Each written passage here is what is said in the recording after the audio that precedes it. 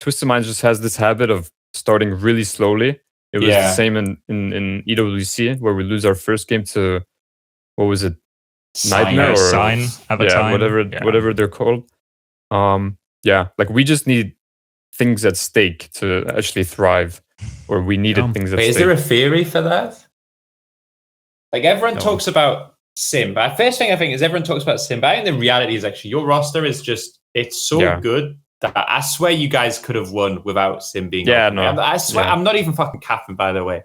Like Alcad only, like the only team that can beat Alcad is you whilst not playing Sim, you know, that shows at the very least that you have like an insane level as a team. And like every single one of your players is so fucking good actually on that roster. Yeah. Like the main reason you guys won wasn't Sim, it was because Quartz was just the best player in every server. Everyone was, to be fair.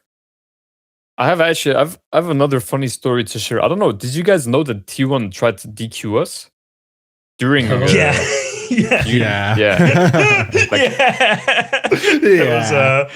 tried to DQ us after we won one map. By the way, after we won one map, that's when because if you're just stuck, but then you just get instantly relegated. What's it? I don't understand the difference. You're just too fucking old and autistic and jaded to understand. Yeah, because you're not explaining it. You're just crying about it. You know, like you're not actually explaining it. That actually is it. By the way, like for real, that's it. Because I'm telling you, like, who is like? I don't understand. Can you tell me who is worse off this year than last year? Which is like the specific group of players who are suffering?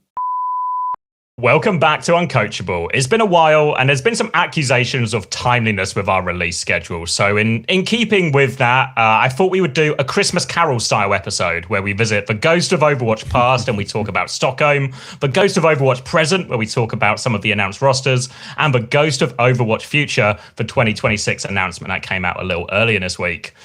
As it's been a long time since we've done an episode, quite a while in fact, people might be wondering, will it be the same? Are we going to keep taking the piss? Will there be any new theories this year? And I've actually got a new theory, or at least an expansion of an existing theory to kick us off, okay? So stick with me with this one. We all remember throughout the last couple of years, we've talked about Max maps, right? Where Crazy Raccoon Max would be subbed in for his map, maybe a King's Row or something. He'd lose it, but Crazy Raccoon would go on and win anyway. So now, an expansion to that theory, the Max series, where a team subs in a player called Max, loses the series, but goes on to win the tournament anyway and become world champions, which obviously brings us on to our guest for our first episode of 2026, world champion, Max Seicoe Otter. Wow, what an introduction! I mean, I'm glad we did it 2 months later, because if we did this like a week after the tournament, that would have been brawl. Thank you for having me. Had enough time now for it to cool off a bit, so it doesn't sting the same. It's all good now. Well, I thought we'd start by talking about, we're going to start and talk through Stockholm, and obviously the big story from Stockholm was EMEA as a whole, but in particular Twisted Minds and their sort of run through all of that tournament. So I thought we could maybe just start right before it all started. Back at the boot camp, Seicoe, did this feel like a possibility back then when all the teams had come over to EMEA to boot camp and practice? What was like the power level of the team going into it? Yeah, I mean, it was honestly difficult for us because we had Saudi League Championship, which is like the most important Saudi League tournament of the year. So obviously Twisted Minds cared a lot about it. So we had to focus on that first. We prepared differently because the plan was for me to play. So we played different compositions. So I was scrimming all the time and Yubi was on the bench. But we knew that Yubi was going to play Stockholm, you know? So yeah. But after we won Saudi League Championship, we still didn't know where we're going to boot camp. You know, Astro still didn't have a flight to where we're going to go. So like we had to talk with the owners super last second. And within 2 hours, you know, we booked the flight and we had to go to the airport. We had to rush everything. And then while we landed in Stockholm, we figured out, okay, we're going to stay here to boot camp because we still didn't know where we were going to go. So it was either going to be like Lithuania or Latvia or something like that. And we're like, okay, we don't want to fly again. So then we just found something in Stockholm to boot camp. But yeah, I mean, power levels or power rankings, I think we knew pretty much instantly that we can actually win this tournament. I remember me and Astro, like we, you know, after a good day of scrims, we go out together, get some food, and we're like, wait, we actually look unbeatable right now, like genuinely unbeatable. And yeah, I mean, yeah, I mean, to be honest, wait, let me say this as well. I mean, there was a day when we just started scrimming with UB where we were losing, and since we just beat the Sim comp in Stockholm, in Saudi, UB was like, okay, maybe Sim is not that good anymore. So I mean, and he didn't want to play anymore. But me and Astro actually decided that we still think Sim comp is completely broken. So we actually convinced UB to keep playing, and I'm glad we did so because we ended up winning the tournament because of it. So yeah. Yeah, it felt like, I don't know, like coming into it, I feel like I heard a lot of people talking about Falcons and Crazy Raccoon still being kind of dominant in the boot camp phase. And maybe like, I'm trying to remember now, it was so long ago. Right before, it felt like people were like pretty hot on Falcons, maybe right before the tournament. But I don't know, it all seemed like it was a little bit dodgy though, come that T1 game, right? Because you guys don't play until day 2 in the studio. I mean, you jump into that T1 game, but then it felt like T1 completely surprised you. Yeah. I mean, yeah, to be honest, Falcons and Crazy Raccoons were both pretty good in scrims still, you know, like the way we played them in official doesn't reflect how we played them in scrims. It was always way closer in scrims. I think ultimately Falcons just did a really bad job in the draft. It just made no sense what comps they played and what heroes they banned. But yeah, going back to the T1 game, when we were down 2 maps, I was like questioning myself again. You know, I'm like, fuck, maybe we're not unbeatable because that's just the classic. But Twisted Minds just has this habit of starting really slowly. It was the same in EWC where we lose our first game to, what was it? Nightmare or Sign at the time. Whatever they're called. Yeah, like we just need things at stake to actually thrive, or we needed things at stake. Is there a theory for that? Oh, there is. Stake theory? Yeah. I felt like one thing that I guess we'll talk about at some point is I feel like very few teams, it still feels like maybe respected or prepped for Sim the level that they should have, you know, but it felt like actually T1 that wasn't the case. Like I think their map 1 theory was so hard for you guys to beat. That's true. Like they used their Sim TP to counter your TP, so they like let you TP and then TP away. I kind of thought there must have been another map they could have tried that, you know, like they did it on map 1, it looked really good, and then they had a few maps to pick. I don't know what the exact, like, I guess one thing that's always true is if you're a brawl team or a sim team, like once you start to get to push Flashpoint, that's like, it doesn't really matter what the other team picks, you know, like there isn't a great option. But that was the only thing I felt was like maybe in that new Queen Street, they could have maybe tried that again. But then when you guys were going into the series against like the other Korean teams and stuff, it felt like they very much just said, we're just gonna play our shit and maybe not respect you guys and your comp, you know? I mean, probably also because T1, like they knew they were gonna play us first, you know. So all they were really thinking about is beating us, I think. Meanwhile, Falcons and Crazy Raccoons, maybe they're like, maybe we won't even meet them, you know, because maybe we'll just lose to T1.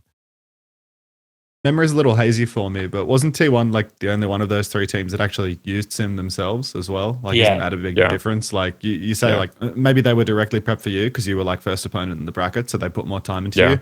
But in the same breath, like, they also used Sim, so maybe they have like a better understanding of how to run it compared to Falcons and Crazy Raccoon, who probably just always prefer to like almost never use it, you know? Like, I feel like Falcons is like, you know, their attempt is like throwing merit on Sim or something, and like that's not the winning formula for these guys. Whereas Falcons actually had like a pretty T1 had a decent run on the Sim. Yeah, I mean T1 also like was the only team that did good bans and also played good comps. You know, like they played Zarya Venture against us, which is also really hard for Sim. But yeah, they did good bans and played good comps. And Falcons did neither of those. So yeah, I feel somewhere there was a blueprint. Ironically, I've done like private coach about how to beat Sim. And I said, you know who the best team in the world against Sim is? I said it's Twisted Minds, you know, because like, you guys actually like for like how many seasons in a row did you beat Alcad? Because you played them every fucking week, you know. But you beat them like numerous times in a row without touching Sim at all, you know. And it feels somewhere there's like I don't know, maybe like a slight hubris or something where if you were one of these Korean teams, like especially I think Crazy Raccoon maybe, you know, I've been studying that shit because like I can see the exact theory of like how you guys do it, because I think I understand exactly how Sim needs to work. And I think that's why you guys are so good at countering Sim too, is you understand exactly like the times where Sim really doesn't want to get engaged on, or how to block specific TP spots and the heroes which are really annoying for it. It feels like maybe there was a blueprint for a team like, I don't know, like maybe Crazy Raccoons. I feel like Falcons, maybe they would really struggle, like Wu Yang Hazard type, whatever, you know. But it feels somewhere that there was a blueprint that you guys had almost laid out how to beat yourselves, you know. That nobody for sure.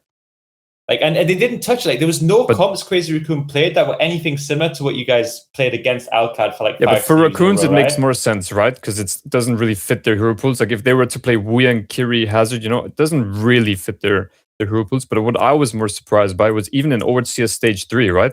Like VP, they never played this counter sim style, you know? Yeah. The Hazard, Wu Yang, Kiri, which fits their players perfectly. Yeah. Ice Storm on Hazard, Kev on Tracer, Gala on Kiri, and Fix on Wu Yang, right? Like it would fit their hero pool perfectly. And then they just decide to roll on the worst comp possible, even though they literally saw us beat Alcad the week before, playing like counter sim style, you know? And no one decided to play our comp, which is really weird to me. But yeah, cheers to them. I think especially, was it the upper bracket game against Falcons? And I think you guys get first map pick, they ban second, and they just ban Mercy. And it just feels like outrageous hubris at that point, just to throw away a ban on the first map like that. And it feels like, because it's not just you guys as well, right? Obviously, Alcad, everyone knows they're a sim team as well. So I feel like if you're on these Korean teams, there's got to be some level of prep, right? Because you know you're going to play, if you're not going to run into Alcad, or you're probably going to run into TM or vice versa, right? Like it seems unlikely you're not going to have to try and solve this problem. Yeah. And especially if, you know, like the way you talk about the scrims are kind of even, right? So they know as well you guys aren't going to be pushovers when it comes to the match either. So it just feels like almost inexcusable that they weren't more prepared. I can give you a little backstory on that first map against Falcons. So, I mean, we had first map pick and we had first ban, or we could decide if we want to ban first or second. So I suggested to the team that we should ban second, because we always want to bait out the sim ban first map if possible. So if they were going to do that, then, you know, we'll take those. It's no problem. But if they ban second, it's way easier. Or if we ban second, it's way easier for us to adapt to their ban, you know? So it's also an advantage for us. But when I remember I was on the stage with Sparkle, Falcons coach, and when I said we banned second, I remember he said, "Oh, Shibal," and then he took all the 90s. He took the entire 90 seconds to choose what ban or choose what to ban, and he decided to ban Mercy. So I think we caught him off guard with that as well. Especially to do that, and then you look at like what we're playing, and they're just playing Kiri Lucio anyway. Yeah, like it wasn't even. Genuinely worst ban possible and worst comp possible. When you're in that situation, can he talk to the whole team? Yeah, no, it was like when you're in that front bit. No, or before the game. Yeah, before the game. It was. Oh, okay. You mean during the ban when phase? When you guys are the two coaches walk up to do the bans at the front? No. Can you still talk to the whole team? No, it was just us on the stage. Spot? Yeah, that's why I think we caught him off guard. I think if it's between maps, you can talk to everyone. But I think it was a bit weird. Like the first map of the day, they've made coaches come to the stage like 20 minutes before the players, so that you were kind of on your own with it. Yeah, exactly. Okay. And usually you make like a sheet. So I assume they did it as well. I saw it in his hand. But I don't think they prepared for us to ban second or take second ban.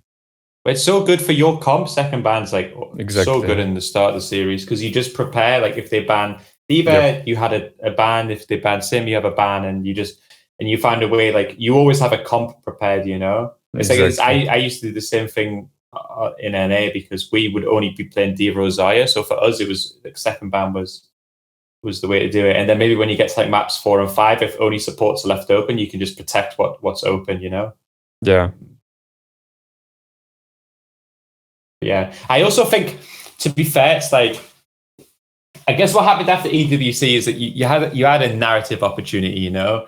Like, okay, Alcad got to the final. This was like Sim was better, obviously, at EWC than she was in Stockholm, you know? And like, when Falcons shit on Alcad in the final, you had like two potential narratives. One was Alcad choked, or two was that actually even in the best meta for EU possible, that it's just not possible to beat the Koreans, and you kind of had to choose which narrative you went for. But I guess like what probably felt quite apparent quite quickly going into like the pre-boot camp and stuff was that EU hadn't dropped off after the sim like semi nerfs and stuff. You know, like these two teams, EU and Alcad, were both like absolute real teams that still had a chance. And I guess that's like the main thing is it makes it. What I wonder now is if you guys had just beaten Alcad, if I'm sure I can't remember who fucked up. Maybe it was Astro fucked up that Blizzard World attack or something. You beat Alcad in EWC, and you get if you would have beat Falcons, because there must have been a pressure element because you guys would have been so good for the pressure. And I look at the way you handle Falcons now, and I think, I don't know, maybe they were good for it. You know, I think we would. I think we would have won. Like genuinely, even not being part of Twisted Minds anymore, I think we would have won. But yeah, I mean, this is honestly like UB and Quartz, like they just know how to handle pressure super, super well, you know. And I mean, as much as people like to shit on UB, he genuinely is, in my opinion, the reason why Twisted Minds won the tournament. And like we even won the sim bans, you know, against every team except for every for time, T1, right? Yeah, except for T1. But yeah, like against Falcons and Crazy Raccoons, we won the sim ban, which is crazy, you know. But yeah, like I remember during grand finals after map 2, I was talking to KSA backstage. I said, you know, UB deserves GOAT status because, you know, I just realized like this guy just handles pressure better than anyone else, and he motivates the team as well, you know. Yeah. Do you think one of the differences between EWC and the World Finals is because Sim was stronger at EWC, everyone was playing Sim, right? It felt like all teams were doing a version of it. Do you feel like, and we saw way more Venture, right, as a result during EWC, and that's ultimately how like Falcons beat Qadsiah in the final as well with a lot of Venture. Does it, because even like back in when you were talking about scrims beforehand and you got, you know, UB wasn't sure if like Sim was actually the answer and you guys had to sort of like make that call. Is it possible as well that actually works in your favor? Now, when it's a sim, super sim heavy, everyone's super prepared for it because every team's going to play it, right? So Falcons and Crazy Raccoon are really focusing and thinking about how to counter it, how to play it, all of this. Whereas they didn't feel this way at World Finals, so all of a sudden their attention split in more different ways. They're not preparing for it. It was like as singularly focused. Yeah, but I mean, my theory is, I mean, Twisted Minds has always been better at sim comps into non-sim comps, you know? Yeah. But Checkmate, on the other hand, he's so good in the mirror, but not against non-sim comps. You know, they even went to map 5 against GK in EWC, you know? The Alcad actually had a super lucky run in EWC. They only beat Western teams to make it to grand finals. But like Twisted Minds, UB, he's so good at recognizing win conditions against non-sim comps, and that's why I genuinely think we would have beaten Falcons as well in the grand finals. Because it makes you unbeaten, right, against Korean teams this year? Yeah. Or, well, 2025, but yeah. Yeah, but how crazy would that have been if Twisted Minds won EWC and Stockholm? Back to back? Yeah, that would do you want to know my theory that I've been cooking too, that I think is true? Like everyone talks about Sim, but first thing I think is everyone talks about Sim, but I think the reality is actually your roster is just, it's so good that I swear you guys could have won without Sim being I swear, I'm not even fucking capping, by the way. Like Alcad only, like the only team that can beat Alcad is you whilst not playing Sim, you know, that shows at the very least that you have like an insane level as a team. And like every single one of your players is so fucking good actually on that roster. Yeah. Like the main reason you guys won wasn't Sim, it was because Quartz was just the best player in every server. Everyone was, to be fair. Yeah, I mean, no, I agree, but like it wasn't like, I don't think there was this element of cheese. But But my theory is, you know, obviously we had like the Chinese land and stuff that you guys didn't qualify. My theory is that if you guys had just had that roster and you just had your identity from the start, that patch, I think you guys still would have won. Like, I still think what you were playing was broken in stage 1. Just every like team was, you guys were trying to figure out your own way, and you had like a different roster and you had like all these things. I think if you'd just figured it out from stage 1, I swear, even that patch, I think EU could have won all 3 tournaments this year. In hindsight. Yeah, I've said it before. Like that roster, it's so like the roster we had. I mean, even now what they have, it's so flexible. You know, it's not as good anymore, mate. If you ask me, it's not. I lost something special. No, but it's actually like that roster is so flexible. You know, like we were good in double flex support, Juno Kiri. We were good in Lucio Kiri. Yeah. We were good in like Diva comps. Wu-Yang We were good at everything. Right? And even with me playing, you know, even in scrims before UB started playing, we were still going even against Crazy Raccoons and Falcons, you know, and we legit beat Qadsiah the week before with me playing, you know. So I mean, it's hard to say that we would have won with me in, but I think we could have gotten far as well. I agree. I don't think you guys get gapped on an individual talent level. That's the difference now. Is like there's always been this like notion that the Korean teams gap on an individual level, but I look at the rosters that, like, to be honest, I think Al-Qaeda was the same. Like I look at that and I say, especially with like Diva being in the pool and stuff, like which tank is gapping TVT and Z out? Like there's none of them. Like they are just the best two tanks, you know. And it's like who's gapping Quartz and UB, and the backlines are so good too. I think Landon's the best support player in the fucking world right now, to be honest with you. I think he's absolutely insane, you know? So I just think this whole thing, it's maybe it's like, if Winston Anna comes back like super hard or whatever it ends up being, like there's slight meta roles. But I think one thing that's true is the game has, like, since perks have come out, I said this at the time, by the way, but since perks come out, the game isn't changing. Like the same heroes are just always strong. Like Lucio Kiri is just going to be meta, guys. Like this really is like it's just always going to be strong. True. They're never nerfing Kiri. There's too many insane skin revenue from that hero. Lucio Kiri is like Brawl is just the better, you know. Yeah, like I think you saw that a little bit. Like even obviously you look at now. Like I think of the Falcon series again. Like at Busan, it just feels like a macro gap more than anything else, right? Like cheated ults, map position, everything else, and even on the Dorado where you don't have the sim. I still feel like it's a macro gap, you know, like people making the right decisions in the right moments, like the read of the game is just better.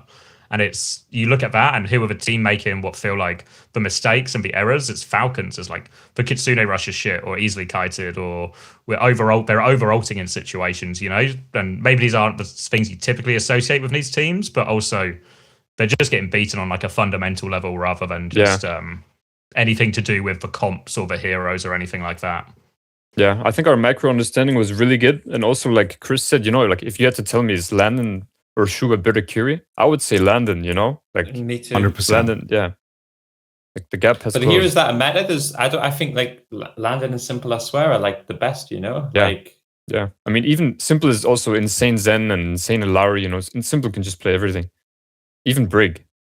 I think a lot of the places where like Korean players have traditionally been regarded as like just head and shoulders better, like the gaps just don't exist anymore since perks, right? Like now that, I mean, the only stage where it did matter was stage 1 with Winston, and then like teams that were playing Winston went deeper into the bracket and looked better at the tournament. But like stage 2, stage 3, Diva is more important. Suddenly, if your tank, like one of the most impactful roles in the entire game, can carry instead of being a massive liability, it doesn't look like there's any gap at all, right? Like it's 2 EMEA teams in the grand final. But, you know, the fact that Shu can't just like carry every single tournament by picking Anna and being, you know, better than everyone, and the Koreans can't just immediately have this outrageous advantage by having a Winston/ball player that nobody in the West has, is like really all the difference that it takes for the gap to just disappear. Because the DPS gap hasn't existed for a long time, I feel. Obviously, Proper's like really good, but Sim has changed so much in terms of EMEA being viable. And like, you know, Lip used to be this hit scan that was like uncontestable, right? Like Quartz has been on that level for like 3 years now. Yeah. So, you know, it's not like the old days where there's just like this one guy on this one hero that is so much better than everyone else. Like there's a bunch of flex supports that can play Kiri now, you know? It's not just Shu on Anna versus the world, Fielder on Anna versus the world. We're not spending 6 months playing Anna Brig Winston anymore. And I mean, maybe like, you know, back when Jesus was a boy, the Koreans were all better at Diva and nobody in the West could play it. But that's just not the case anymore. Now there's like 2 guys from Saudi Arabia that are probably the best 2 Divas in the world, or, you know, like plus Hawk just, you know, hiding in the wings. But, you know, 3 people that are probably better than anyone Korean on Diva right now. Like, who's the best Korean Diva? It's like, I swear it's Attack or something. Like it's someone that's like not even in these top. Banner as well, yeah. But like Attack is on a shit team and insane. Yeah, like, but Tivin and Ziad have genuinely changed how Divas played, you know? Like never before have you seen a Diva one-shot people like they do. You know, like I've never seen Bernard. You have. It's just been a long time. No, I really haven't. Like I swear they completely changed the game, you know, and like some other tanks they don't keep up. I hope Hawk watches this episode. Yeah, that's okay. He's good. But it's true, right? We were watching some of the sort of footage earlier as well. It's like Hanbin is matching up in some of these situations, right? And they're playing a Kiri Lucio Diva, and Hanbin's just not having the same impact. Like you go to that Busan against Falcons, TVNT does like triple, quadruple what Hanbin does. We do have a sim, so his life is way harder than ours. That I would just blame on comp choice, because genuinely he can't play the game because we have a sim. But I don't know why they're playing a mirror with Tracer when we have sim. It doesn't make sense. It's the lack of venture that really like surprised me throughout. Yeah. Like I did T1 of the exceptions to that rule, but I was really surprised we didn't see it, especially because Falcons had success on that comp at EWC. It's how they beat Qadsiah, and yet they couldn't seem to. Nobody could remember. I guess I don't know. I mean, I was talking with Proper at the after party or whatever at the bar after the tournament, and he's like, "Okay, we used this first match against us as like practice, and if we would have met again, which they thought we were gonna, then they would have played Zarya Venture."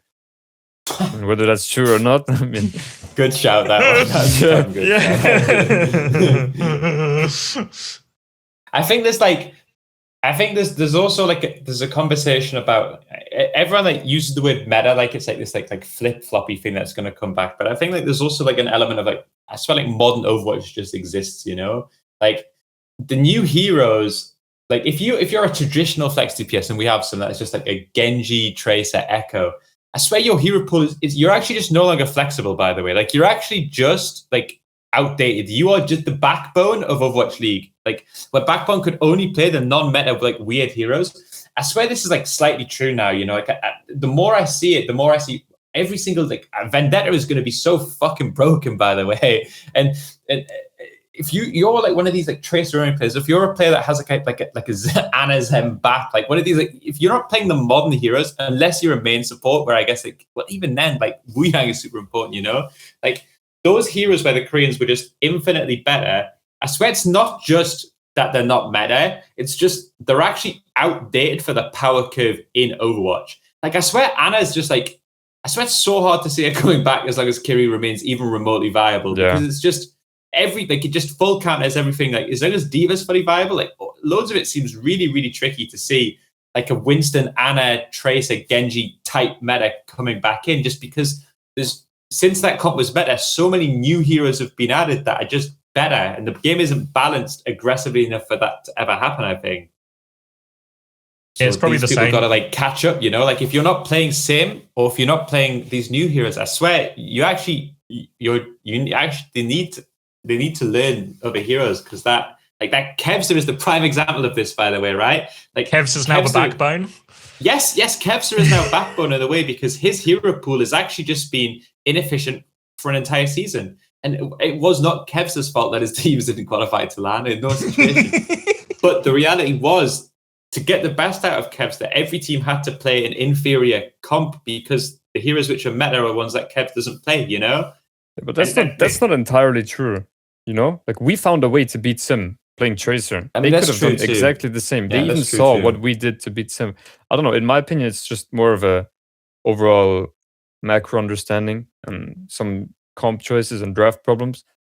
And yeah, I don't know. Like you say, just play Sim, but it's not just play Sim. You need like insane game understanding. Like I can play Sim in ranked and get good mechanics, but it's completely different in team play. Like I need to understand the game at an insanely high level, like you beat or I don't know, checkmate, to be able to play it, Yeah, no, I'm not saying that, but all I'm saying is like if your hero pool is Echo, Genji, Tracer, I swear I would much rather take like I don't know, like Venture, Vendetta, Sim or something. I swear it's just a better hero pool for modern Overwatch, if that makes sense. Like back in my day in Overwatch League, you said, I want to flex DPS. What does their hero pool need to look like? It's always the same. I need a good Tracer. And like you needed one, right? Like it was fully manned. So you needed the Genji and it was all this. And I'm just saying that like that standard in terms of what heroes do you need to be good at, I swear it's just different now because the game is like, it's 5v5, it's season 9. Like there's so many new heroes. The game itself is so different that what was once considered a very good, flexible, strong hero pool, it actually isn't anymore. Like someone like Zest is actually more flexible in a way because all of the weird, they're strong. They're like they're strong. Yeah. Yeah. I mean, but I refuse to believe Qadsiah couldn't play Venture. Obviously he could. Like Qadsiah can play everything. It's just I mean, he could. I think genuinely, but yeah, like I think it's more of a comp problem and comp choices more than like, yeah, like no way Kevster can't play Venture. I know he can play Venture, you know, like Venture's not that hard of a hero. I'm not trying to like shit on Kev, but you get my point. Yeah, I know, right? I know. Like, I get your point. Because it's also true with Falcons, right? It's not that proper can't play Venture. We literally saw him win a major playing Venture, you know? Like it's not an ability thing, it's like a choice thing here. Like in my opinion, if you're at like top tracer level, like you can play other heroes as well, you know? Like because you just need to understand the game at a level where you can just pick up other heroes pretty easily. Speaking of this then, should we talk about why it didn't work in the upper bracket then? Because obviously it felt like coming into this, it felt like inevitably you guys were going to play each other at one point against Qadsiah in the upper bracket, lower bracket, somewhere along the line.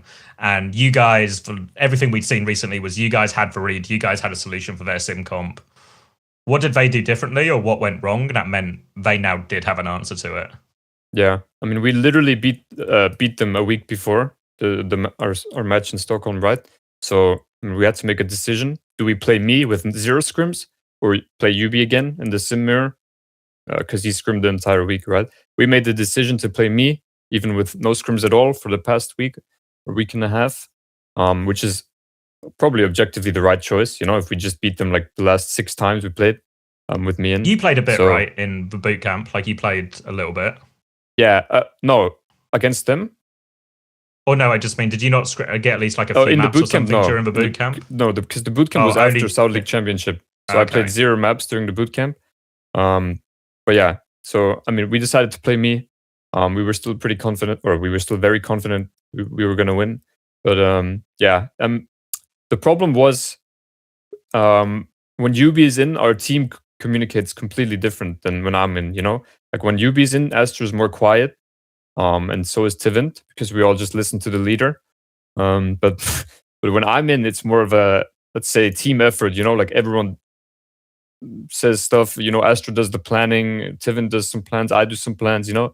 But yeah, during the match against Qadsiah in the upper finals, we just weren't able to do that, you know. Like our plans were not good enough, and yeah, just something just felt off, you know. And which makes sense, you know. Like the team hasn't played with me for a week, so, and then we're like in a super high pressure scenario as well, so. And at what point afterwards as well? Because this all happens on the same day, right? You have to play 3 games in a row on the final day. So obviously this happens, and then you've got the Crazy Raccoon match in whatever it is, like an hour or something. Yeah. At what point does the conversation happen where it's like, if you get the rematch, or I guess the question is, if you get the rematch to versus Qadsiah, when is the call made over what roster you're playing? Yeah, so I mean, after we lost, I mean, I knew UB was going to play next match, right? So I was already like thinking a lot, you know, who should play next or against Qadsiah in the rematch. And we all just, like, after we beat Crazy Raccoons and listening to their comps, I think we all just agreed, you know, UB should just play grand finals, because it just clicked, you know? Like we just felt it, you know? We were just going to win the mirror. Because we were confident, and it just felt right, you know? Comms were good. Everyone was super confident, and yeah. So it was just more of like a team call, you know? Yeah, it ends up right call. Yeah, for sure. I feel like it's yeah. It feels in many ways like the obvious choice of like, okay, if it's not working, but it also feels like a big call as well, you know? Because historically, you know, you talked about like that run going like Saudi League and stage 3 where you had them beat on the sim comp. But actually all the history before that was against you guys in terms of the sim mirror, like for most of the year. That's true.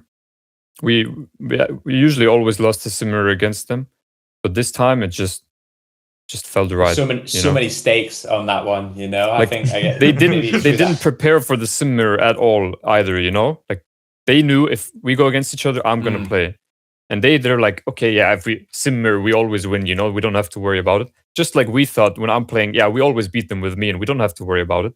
But then you end up losing, you know, because you don't worry about it. Yeah, I feel like there's a thing that quite often happens when 2 teams are either like playing or scrimming against each other.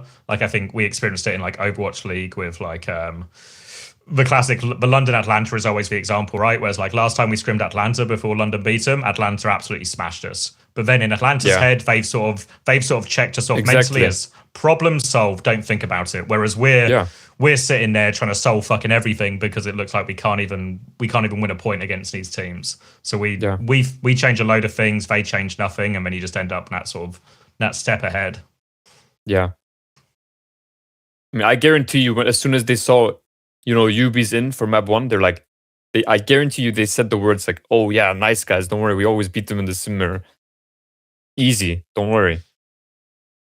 But then the new grand finals UB, it's a different story. I mean, it's actually true. Yeah, I mean, I agree. I think we also just played better, while they also just played worse. We're for sure better at handling pressure. Alcad definitely struggled in like grand finals or like the big moments the whole season. Like they had an insane season, but they were almost always second. Yep. Whereas it's like the only people who have ever consistently actually won tournaments that the Koreans have been in are UB and Quartz. Like World Cup and this. They're the only two that have ever done it. Is those two. Also, OWCS bans or draft was also really bad in the grand finals. That's worth mentioning. Like we just got a free map 1 win because they didn't ban Ram when we can ban Lucio. So we just played Ram into Kellick's Brig and he can't play the game. So they just gifted us a free map win and then they kept protecting tank instead of banning our heroes. So yeah. Cheers to them. We just win. What was the score in grand finals? Was it 4-1? 4-1. 4-1. Yeah. It was a 4-1 as well, and it also didn't feel like I never got a map, but it didn't feel close. Like it didn't feel like Qadsiah were in it, like we've seen in previous series between you guys. It wasn't really close, but yeah. To be fair, in the go on. Okay, well, in the sim mirror in the past, it's always been like map 7, super close. It's true. And then when I started playing, then we the gap started. What is it called? The gap started widening. Widening, exactly. Opening, like went the other way. Like like in grand final stage 3, I think it was 4-1 as well, or 4-2, and like the past in South League Championship is also 4-1. Like as soon as I started playing, then it started getting easier. But the sim mirrors were always kind of close. Yeah, I was worried because there was if you go back to like the upper bracket semi-final where Qadsiah played Crazy Raccoon, because I think going into that day, my feelings were like TM beating Falcons is really on. But Alcad beating Crazy Raccoon, not so much. It didn't feel like as possible. And then first map, Qadsiah get kind of bodied, I think. And then second map, they get full held on Shambali. Yes. And I remember thinking like it's just deja vu from the Esports World Cup, right? Of like, they do so well, they get so far, they look so good. And then in like the biggest moment, or the stakes get a certain amount of high and it just kind of crumbles or falls apart, right? But then they hit the fuller hold, like Landon has that insane bat play, and then they just go on and win. And at that point, I feel like Alcad have cracked it, This is like an evolution from what we saw at the Esports World Cup Grand Final.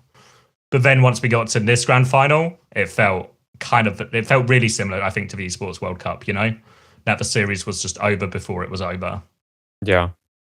Too bright. But I have another funny story to share. I don't know. Did you guys know that T1 tried to DQ us during? Yeah.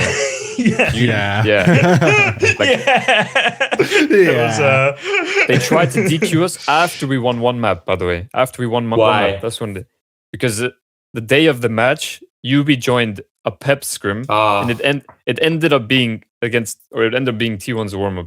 So because he joined the T1 warm-up for 10 seconds, their manager decided it would only be right if we get DQ'd after we win one map. So, yeah. I mean, I remember, like, we win first map, or, like, it's 1-2 for them. And I remember Trevor coming to me, and he's like, yo, Seicoe, just so you know, you might get DQ'd after this map. Just keep playing next map, but you might get DQ'd after. Like, what a thing to say. Like, keep it to yourself, Trevor, What a mentality test for you and the team there of like here's a huge piece of adversity as you're halfway through this series. Play your next map. If you win, then you might get DQ'd. But if you lose, don't worry, you lost the series, so we won't have to proceed with the DQ. Yeah, because I remember me and Max were on site as well. And I remember, like, I was outside. I'd left Unter in charge, as I so often do. And TM were like, you guys were getting in the taxi. Or like the Uber or whatever it was, like the little minivan to take you back.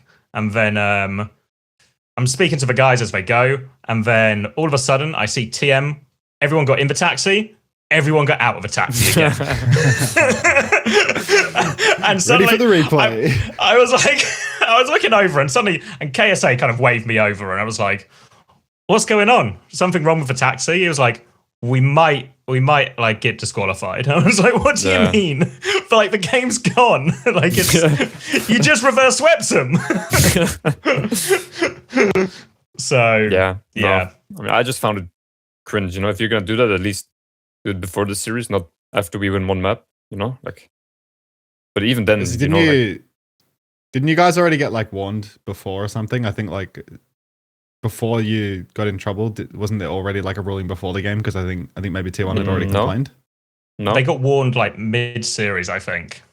Yeah, and then they got told. And then I think it was like no, you mean like afterwards. in the Discord, don't join other people's scrims, right?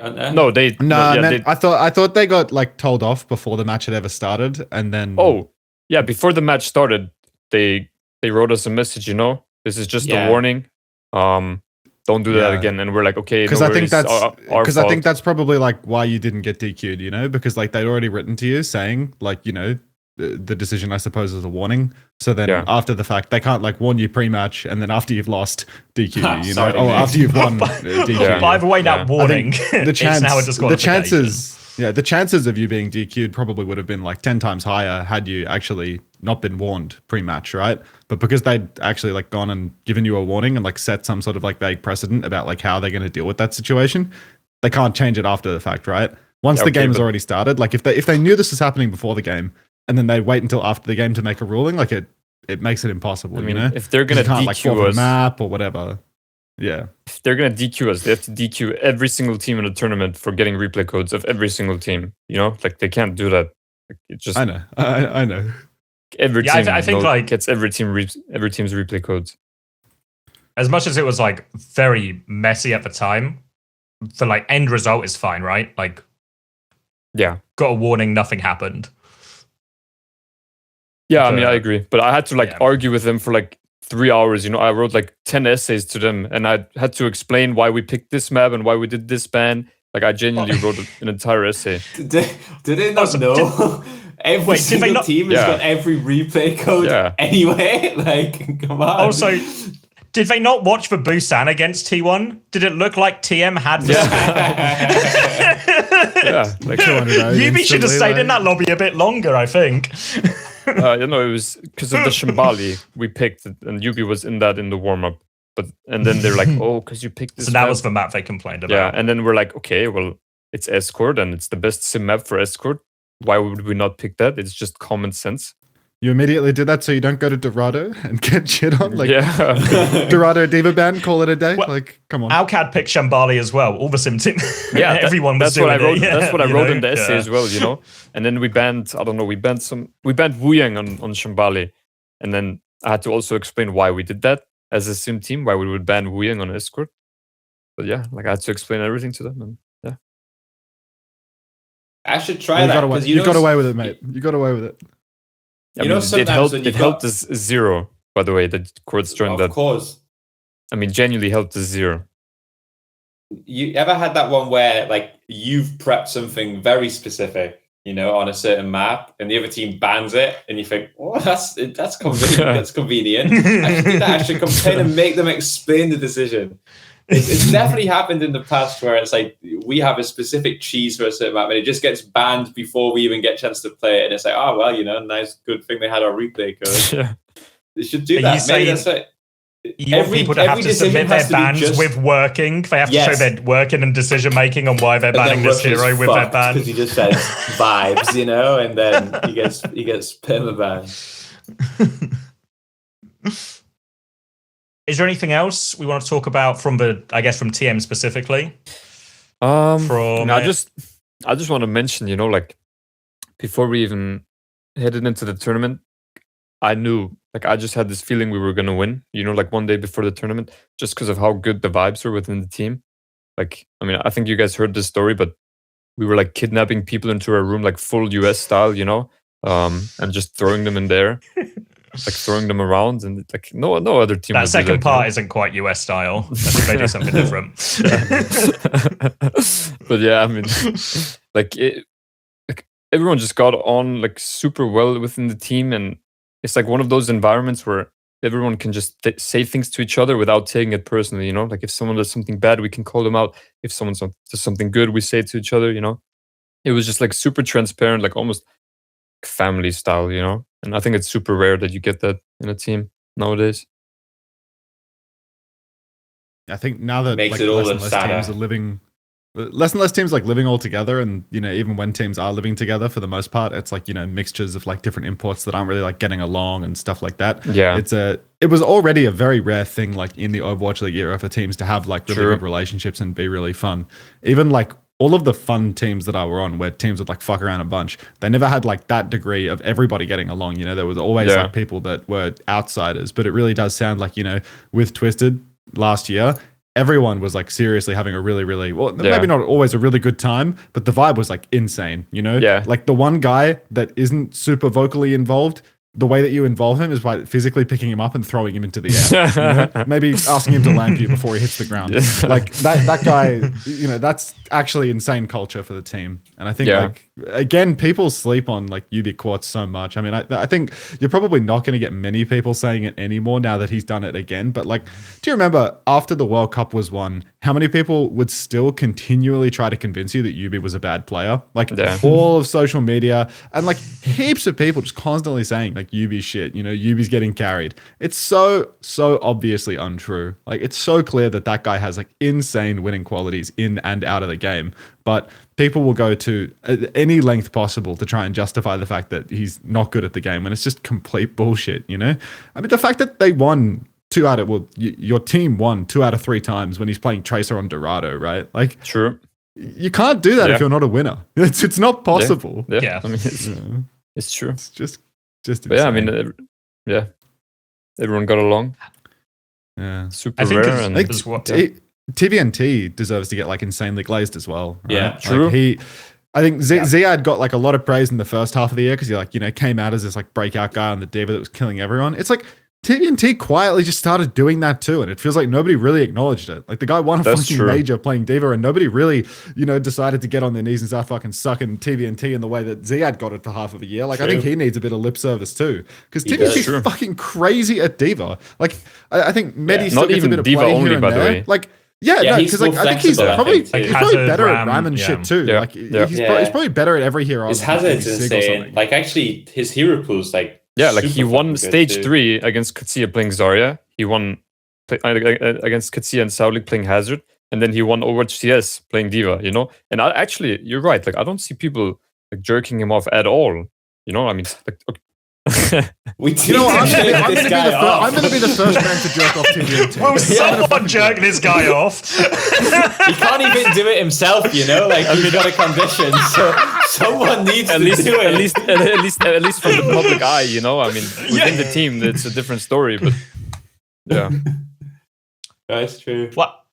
I think as well, we were talking earlier about like these final day decisions about like which roster to play and then changing the roster. Like these are all like quite big ballsy decisions, and I feel like those are the decisions that are really hard to make and everyone be on the same page if you don't just have like a fearless leader, like a head coach who's just like, this is what we're doing, trust me, like I feel like it's actually harder to do as just a collective and have everyone buy in and everyone be supportive and it not like cause some kind of strife, Like I feel like Overwatch League was probably more of an example of this as well, but like how many teams had problems with like playtime for different players and who's starting or what roster we're using or everything like this, where it felt like TM never had that issue, even though we had TVNT coming in for KSA and then like you and UB swapping around as well. It never felt like there was any sort of butting heads about playtime or stuff like this.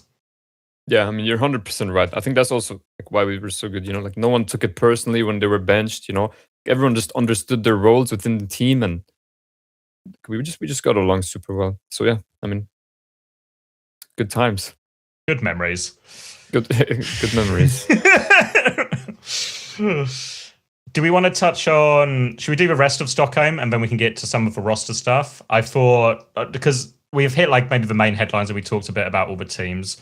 Are there any other sort of big winners and losers from the tournament as well that we want to talk about? I feel like Qadsiah deserve to be mentioned as much as there's always the bridesmaid, never the bride type thing for them. I think what they did was actually really impressive as well. Their season is outrageous, by the way. Like considering like where everyone had them when they saw that initial roster, like that, like that's insane, you know. Like both TM and Alcad punched higher than you could expect, but I didn't think they were going to make a land when I saw like who the fuck is Ziad? Like Haku was on the roster. Yes. Like, look at this and you think Libda's on hit scan. Like this is such a disaster, and then it was just wasn't a disaster. I mean, was Ziad scouted as this like, you know, real incredible prospect, or was he actually just there to be the Saudi filler? Because I thought he was just the Saudi E-Leagues guy, and it just This is the one thing, because Junkbuck is clearly the GOAT. But like I cannot take him, but I swear he got so fucking lucky with Ziad, because it wasn't him scouting him or anything. He just like he didn't even pick the roster. He just this is your roster. It's like that's true. Oh, I'm just here for the money, and then by the way, the roster that we've picked, they're actually all just unbelievable. just so you know that, you know. Wasn't it something? It was something silly like it was like Checkmate was there first, and like Haku and Checkmate were there or something, and then Checkmate was like, you should really sign Landon. I love Landon. Get Landon in. So then Landon comes in because Checkmate wanted him. And then like Landon's like, yeah, Lubta's insane. We should get Lubta, you know? And everyone's sort of the last players are just picking the new player. Or Akai wanted Libda because he's Saudi and like he believed in him, I guess. And then Libda and Haku both wanted Ziad, you know? And then Ziad was signed. And then Landon, I remember Landon, I was with him in Saudi at the time for Saudi League. And I remember he was like, yeah, we can't play with Ziad as our only tank. You know, there's no way we're gonna achieve anything. And then he's like, okay, we need to get Tread. And then they got Tread, but then it turns out Ziad is just the best player in the world, you know? So yeah. I think I talked about this on stream a little bit, and I basically feel that there hasn't been an impressive roster build since like 2023 Overwatch League. I think that every time people are like, this is such an incredible roster that's been built, this is such genius scouting or whatever, I think that it's like genuinely every single time since Overwatch League, just a complete load of bullshit. And within Overwatch League, most of the time it was bullshit too. It was really just like one team with budget and a few friends like grouped up together. I thought that like the impressive time was 2023 Gumba, because in 22 he signed RuPaul for 50k, he signed someone for 50k. And then in 23, he optioned those two players. He traded Merit from Outlaws for 50k somehow. Like they optioned Merit on Houston and he took them. And then he had 3 50k players that were all like grand final championship tier caliber, which is absolutely unheard of for the era. And then he just got to spend a bit of money on Chirong and a bit of money on, I think, retaining Checkmate or something. And that was all it took for him to win Overwatch League. It was like insane scouting on people for 50k. But what do you see in OWCS? All of these teams pre-exist, you know, like the entire Crazy Raccoon roster, that was just whack, right? That was just the second place roster in Korea. They got picked up all together. They formed themselves unpaid. It wasn't some genius scouting move. It was just the obvious roster that came together. Yeah. Twisted Minds, same with this Falcons, is like the same core slowly adding players over time that they lack, you know? It's like people that UB wants. I mean, you say that, right? But like we also had really cheap players last year, you know? Like no one thought cheap players in 24 and 25 is not like valid. There is no fucking money in 24 and 25, right? Like having any money is better than having nothing. Oh, but rather like, you know what I mean? Like Twisted Minds is rich old, relatively speaking. I mean, that's true, but still, you know, like I'm pretty sure, because in the past it was always you being courts, right? They struggled in the past. They struggled in 24 when they signed like Kellen and Bliss, right? So I don't think it's fair to say that just having that core is insta win. You know, they still need good players around them. I don't think that it's insta win, but I think rosters that have like slowly filter fed their way to better and better and better rosters, like they've basically just like paperclip traded player after player after player, where they will like, they have good players, they work out who is good, and then over time they keep making replacements again and again and again, and the roster keeps getting better and better. Like that's pretty much like what your team did, what Qadsiah did, where it's like Qadsiah, they start out the year, they have Tread, they have Haku. Afterwards, they've also got Ziad on side because they have lots of money, because like they're a Saudi org that has a Saudi E-Leagues player too. Through luck, essentially, they get to realize that one of these people they've had by chance is actually better. They put him in as a starter because they have so much money they're able to spend. They're able to bring Kellex back from the dead, and then suddenly they have a really good team. Like, what's impressive is having fuck all money, spending fuck all money from start to finish, and making the right decision from the start, right? I think that having the resources to just like continually look for these upgrades, continually make these trades, like that, Xavier's dead. We've lost our fucking host. Podcast's over. I'll see you guys tomorrow. He's back. He's a blur. But yeah. Alpha's hosting. Alpha's hosting because of this. Keep going, mate. You're over, still on air. It's over. Essentially, I just don't think it's terribly impressive. Yeah, I don't think it's terribly impressive to have a lot of money and pick the people that are better and make bad decisions and then slowly improve them because you have even more money to dig yourself out of the hole.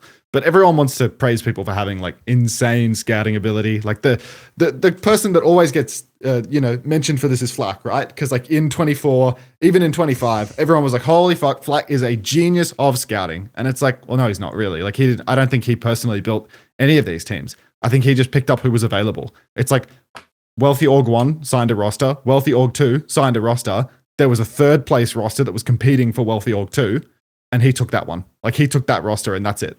That's all it took. But everyone was like, oh my God, his team that he gambled on succeeded. But really, it's just the obvious team that would always have been picked up by him because there's a hierarchy of how much everyone's going to get paid, and he just picks up the roster that's available to him. And the rosters form themselves. Well, I was going to say, yeah, the last bit essentially. Like right now, how many coaches have actually built the roster? Or how many orgs have actually built the roster versus how many orgs have just signed an existing roster, you know? Like, so even with Falcons, right? Like Falcons they had all grouped themselves together as like the players who got on the most from like the old Dallas and Atlanta team from 22 and 23. And then they were like, we're a team, who wants to sign us? And I feel like that's actually 90, I don't know, almost every team happens that way. Like maybe actually your SSG last year was maybe an example of one where it was like a little bit more built, but maybe that's even still like that was still like players doing it, you know. Like if I remember correctly, TU this year, their coach built the roster, and that went really well, right? That went really well. Yeah. About as well as SSG stage 1. So I think just peas in the pod. In hindsight, it wasn't too bad, got beat Twisted Minds. What do you mean by that? Top three. Got top 3. I mean, turns out we were competing against Alcad. If they didn't happen to be the best team in the world, we would have got Alcad with like Tread and Haku, mate. Like, come on. Well, why Tread wasn't playing, mate? Let's just forget Tread for a second, okay? Because Tread was irrelevant. Ziad was the one that was weighing down the roster spiritually. Yeah, well, yeah, maybe, just plus, I made some of the roster choices, but not all of them, That's all I'll say on that one, okay? Heesung was someone else. Heesung was like the divine hand, was it? Oh, yeah, now fucking Max. Max of all fucking people, this prick down here, who sucks Heesung. He's the next up. He's the next flexible god. He's like, why the fuck you sign him, mate? Max did so much Heesung cocksucking. It's unbelievable. And it turns out this guy is absolute wank at everything, is a terrible teammate, and just genuinely awful. And fucking Max now, Mr. Hindsight, spins up his way around this. There's a tweet or there's a podcast about how Heesung is clearly next up, clearly good at all these. Yeah, fuck off, man, okay? That's actually a logical fallacy, Chris, but anyway. Define it. Imagine if you spent all that time jerking off Heesung, jerking off TVNT in that time. Yeah, honestly, mate. How different Chrissy's life could have been. I mean, the thing is, I had an option in really how I fucked up stage 2. I could have kept KSA and I could have signed Kellex because he wanted to come. And just had a really solid, nice roster, You could have fucked Alcad and... Yeah. And instead I just gambled towards the fucking sun. And I let KSA go. Kept Twilight, had all this faith in fucking Twilight, kicked Faith. Yeah, got Heesung. Well played, Chris. Is there a worse coach at roster building in the world than me? No. The answer is no. No, it's true. But I'm at peace with that now. Okay? Yeah, I mean, you've done pretty good with yourself. Who built... Yeah. Wait, are you the genius behind SSG's 2026 roster? Like, is that your genius roster building there? Kind of, yeah. Like, it's going to go wrong. Like, it has to go wrong now. Let's get the best 3 players from the next best team, and we'll keep the 2 best players from our team. Everyone's played together. Let's do it. That was the I think you did a pretty good job, Chris. It sounds like you've been talking to Flack, to be honest. Yeah, I mean, I don't think it was that incredible roster rebuild. It kind of fell into place. It all kind of lined up. Still impressive. Excited to miss LAN. I mean, okay, to be fair, this year, if I miss LAN this year, oh it's my genuinely, God. There's no excuse. Achievement. There's no excuse this year. It's impressive to miss LAN. Like, the level of coaching I'm going to have to do to fuck it up is going to be insane.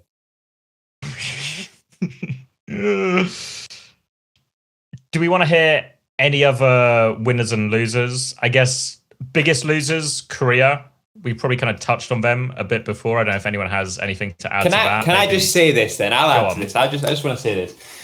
We watch, you guys especially, but we watch Oza Korea, and I'm so sick. I'm so glad Korea finally fucking lost, okay?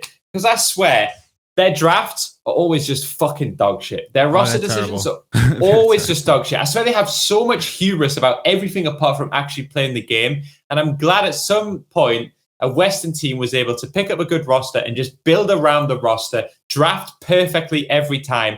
Like, stop picking Flashpoint first map every single time because, like, shut the fuck up. It's pointless, Like, I'm just glad that eventually they weren't mechanically skilled enough to just make all of these horrendous decisions about everything outside the game and pay off. So I'm glad finally, because I thought they got their comeuppance. I think the gap is closed, right? Like, I think a big part of the reason why the gap is closed like this is just because tier 2 died like so many years ago. Especially like tier 2 in Korea. Think about what it used to be like, right? It used to be like Gen G has 4 different like filter feeding teams below them. They've got a Gen A, a Gen B, a Gen C, and a Gen Z, where they're just like constantly getting all of these like random 15-year-old kids and convincing them that this is going to be the next big thing and selling them to Overwatch League franchises when they grow out of it. So like the infrastructure used to be heaps and heaps and heaps of teams competing at all of these lower tournaments, living in team houses, grinding it out from like ages 14, 15, whatever it may be. And there was like Element Mystic, Talent Esports, all of the Gen teams, like heaps and heaps of tier 2, tier 3 infrastructure, all designed around getting young players and pushing them up through that system. The last generation of players that came through that system, it's like Proper. And Proper's already like 21, 22 years old. So like the creation of players in that system created, some of the best players that we've ever seen in the game from Korea, right? It created people like Proper, created people like Lip. But now, that just doesn't exist anymore in Korea. There is no filter feeding system where people start really young and the organization plans to profit off them in the long term by selling them to a big franchise for $250K or whatever, selling a big $1 million package deal of their players. Because the players like Proper that came from this, really like deeply entrenched system with lots of infrastructure, like that, they were formed and they were made elite from a very young age. But that system doesn't exist anymore. That system sort of exists in Saudi Arabia, in EMEA, right? Because of like Saudi E-leagues. The reason that the gap is closing, the reason that it was closing, that it is closed, and now 2 teams that have Saudi players on them have won, is because that infrastructure, it has shifted from existing in Korea to existing in EMEA. Now people start young. There's LAN tournaments that they can play at from a young age, and they go all the way through, and they believe that it's possible, and they have the support for it to be possible as well. Maybe for different reasons, of course, compared to in Korea.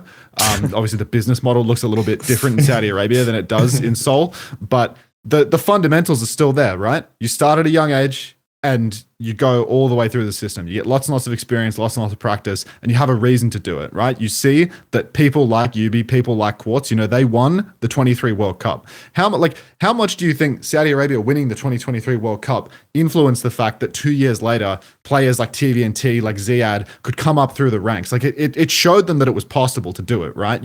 When you've got fucking Willie V up on the stage saying, if you dream it, you can make it through. Like that immediately showed an entire generation of Saudi players that it actually is fucking possible, and they have the infrastructure there to make it doable.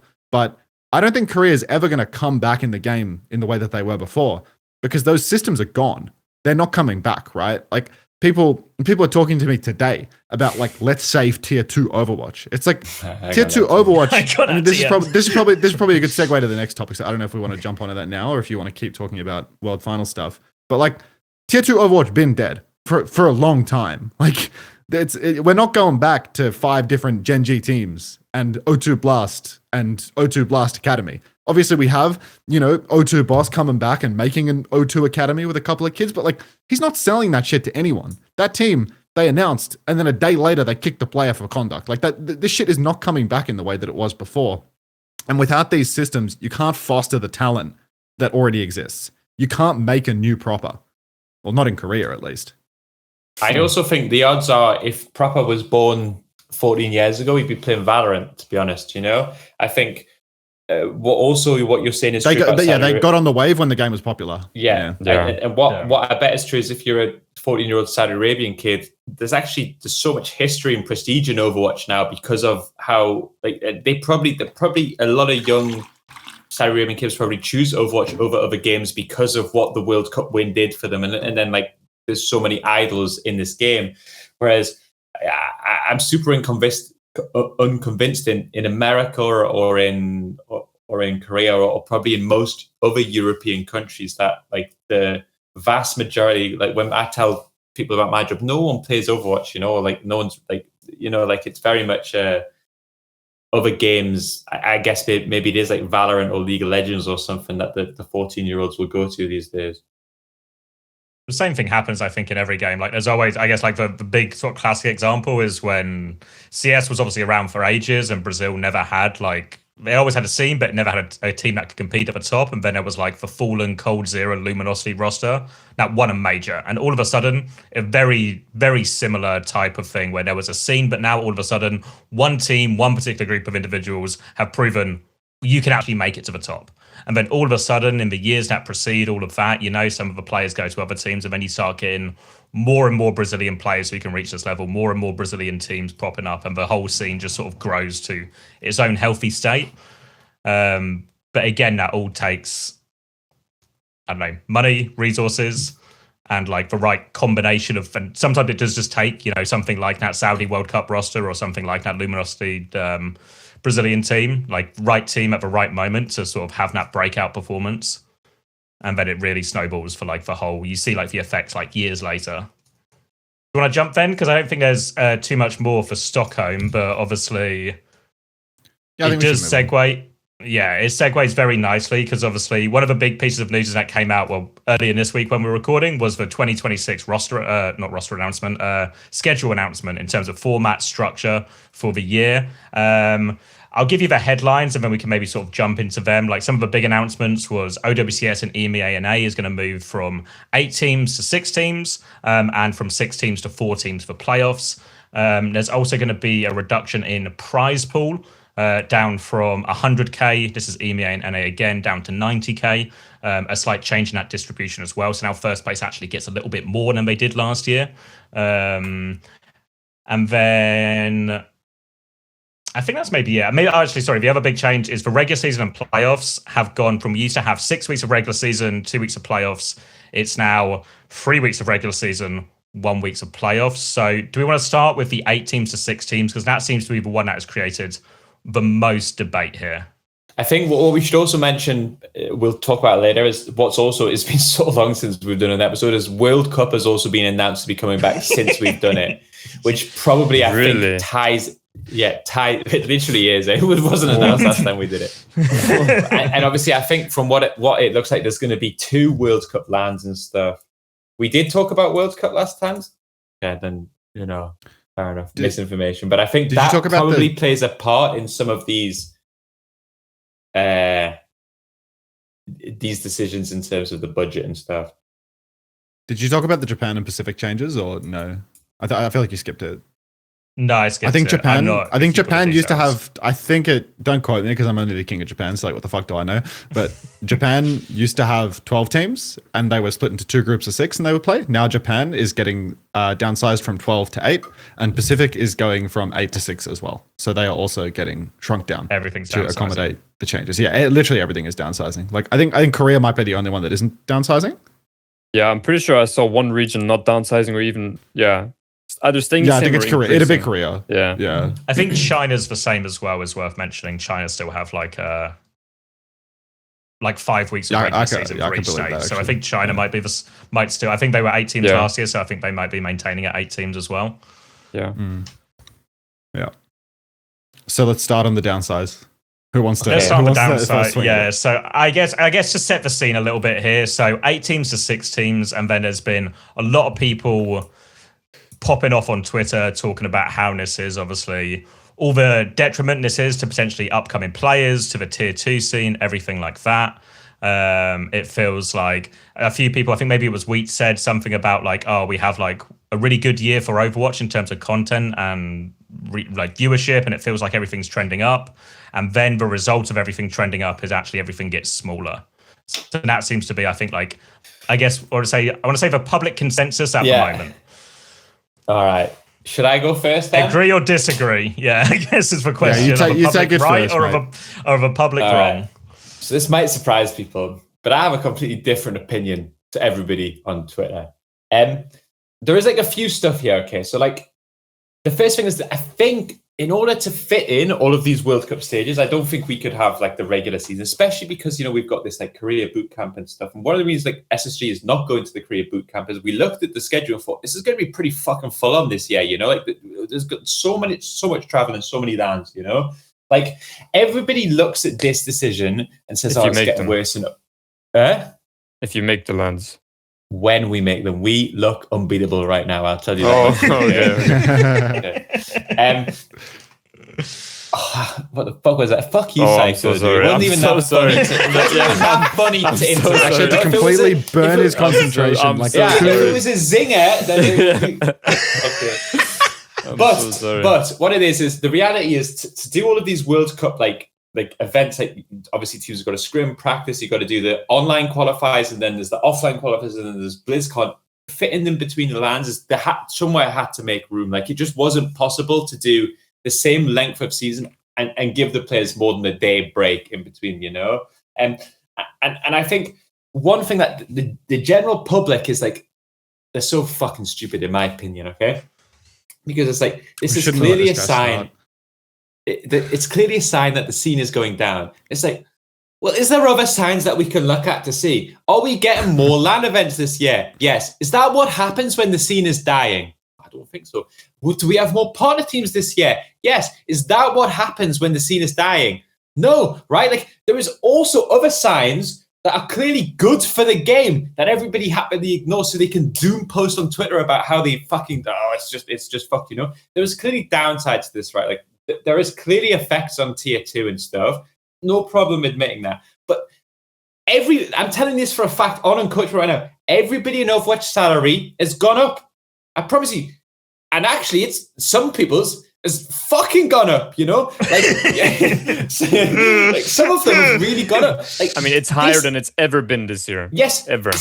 I never thought, the salary I've got this year, I never thought I'd get like after hour. I thought I was just going to go down, down, down. But this year, it's really going up. It's never been a better time since Overwatch League died to be someone that's trying to compete and be a professional Overwatch player. That's just the fact, you know? Like, there's 6 to 8 teams. Maybe it's a separate topic that we'll talk about later, but I also think that's a good thing. Like, I think if you look at some of the schedule, I linked it somewhere in production, you know, and this is NA schedule. This is just a random screenshot on OWTV. Like, who the fuck wants to watch these games? You know, like if we're being truly honest right now, you know, like this is what always happens with these things. It's the same thing when OWTV did the award ceremony and they only did one for Japan.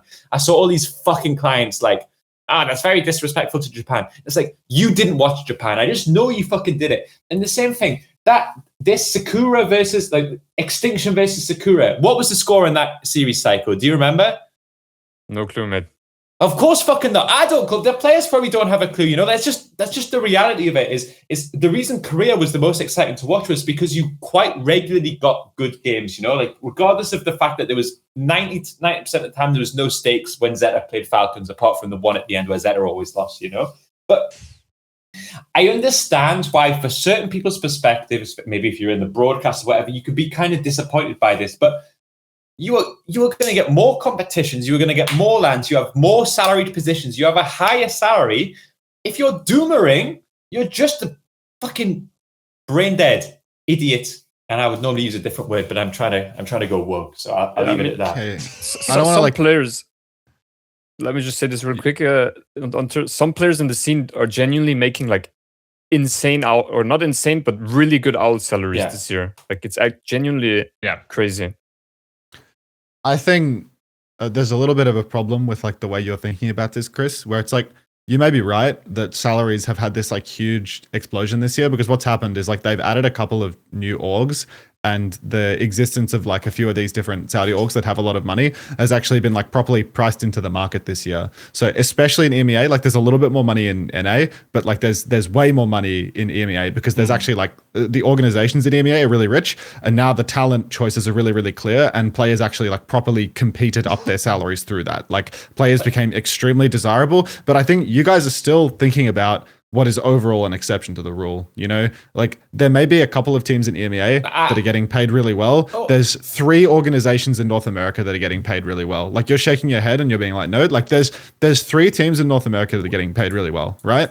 3. Yeah. Because there's 3 teams there. There's, I don't know how many there are. But that's EMEA. like, it's still way better than last year. Like more people are being paid even on the lower salaries, and the higher salaries are up in NA too. Like even NA has had like a considerable bump. Like EMEA has had a skyrocket, but that's because they would everything. I'm still trying to get more into a point that is, it may be true that this like very limited group of people, like a couple of teams in the world, are getting paid well, and it should always be that way. But the problem is that the disconnect only gets larger between being within that in-group and being on these unpaid teams. You know, like if you are not already in the talent bracket of able to do it, you can never make it into that bracket anymore. You say, like in your little rant, you said, there has never been a better time to try and compete in Overwatch. This is untrue. There has never been a better time to have been a good competitor 5 years ago and kept it going through to now. You know, that's the truth of it, right? Like to be in your position right now, to be in the position of a player I don't think that's already true either. had those. I think it is true, because there is that's no a logical tier 2. fallacy. But no, it's not. There's no system. No, wait. With the NA thing, there are more, because there's 3 teams that are getting like a full salary, right? 5. But there's also 3 teams who are getting like what we call like a half salary, or like a partial, you know, a low salary. And this is more than last year, right? Yeah, agreed. I know there's still a break, right? There's still like an in-group and an out-group, right? That Max is talking about. But the in-group is also getting bigger.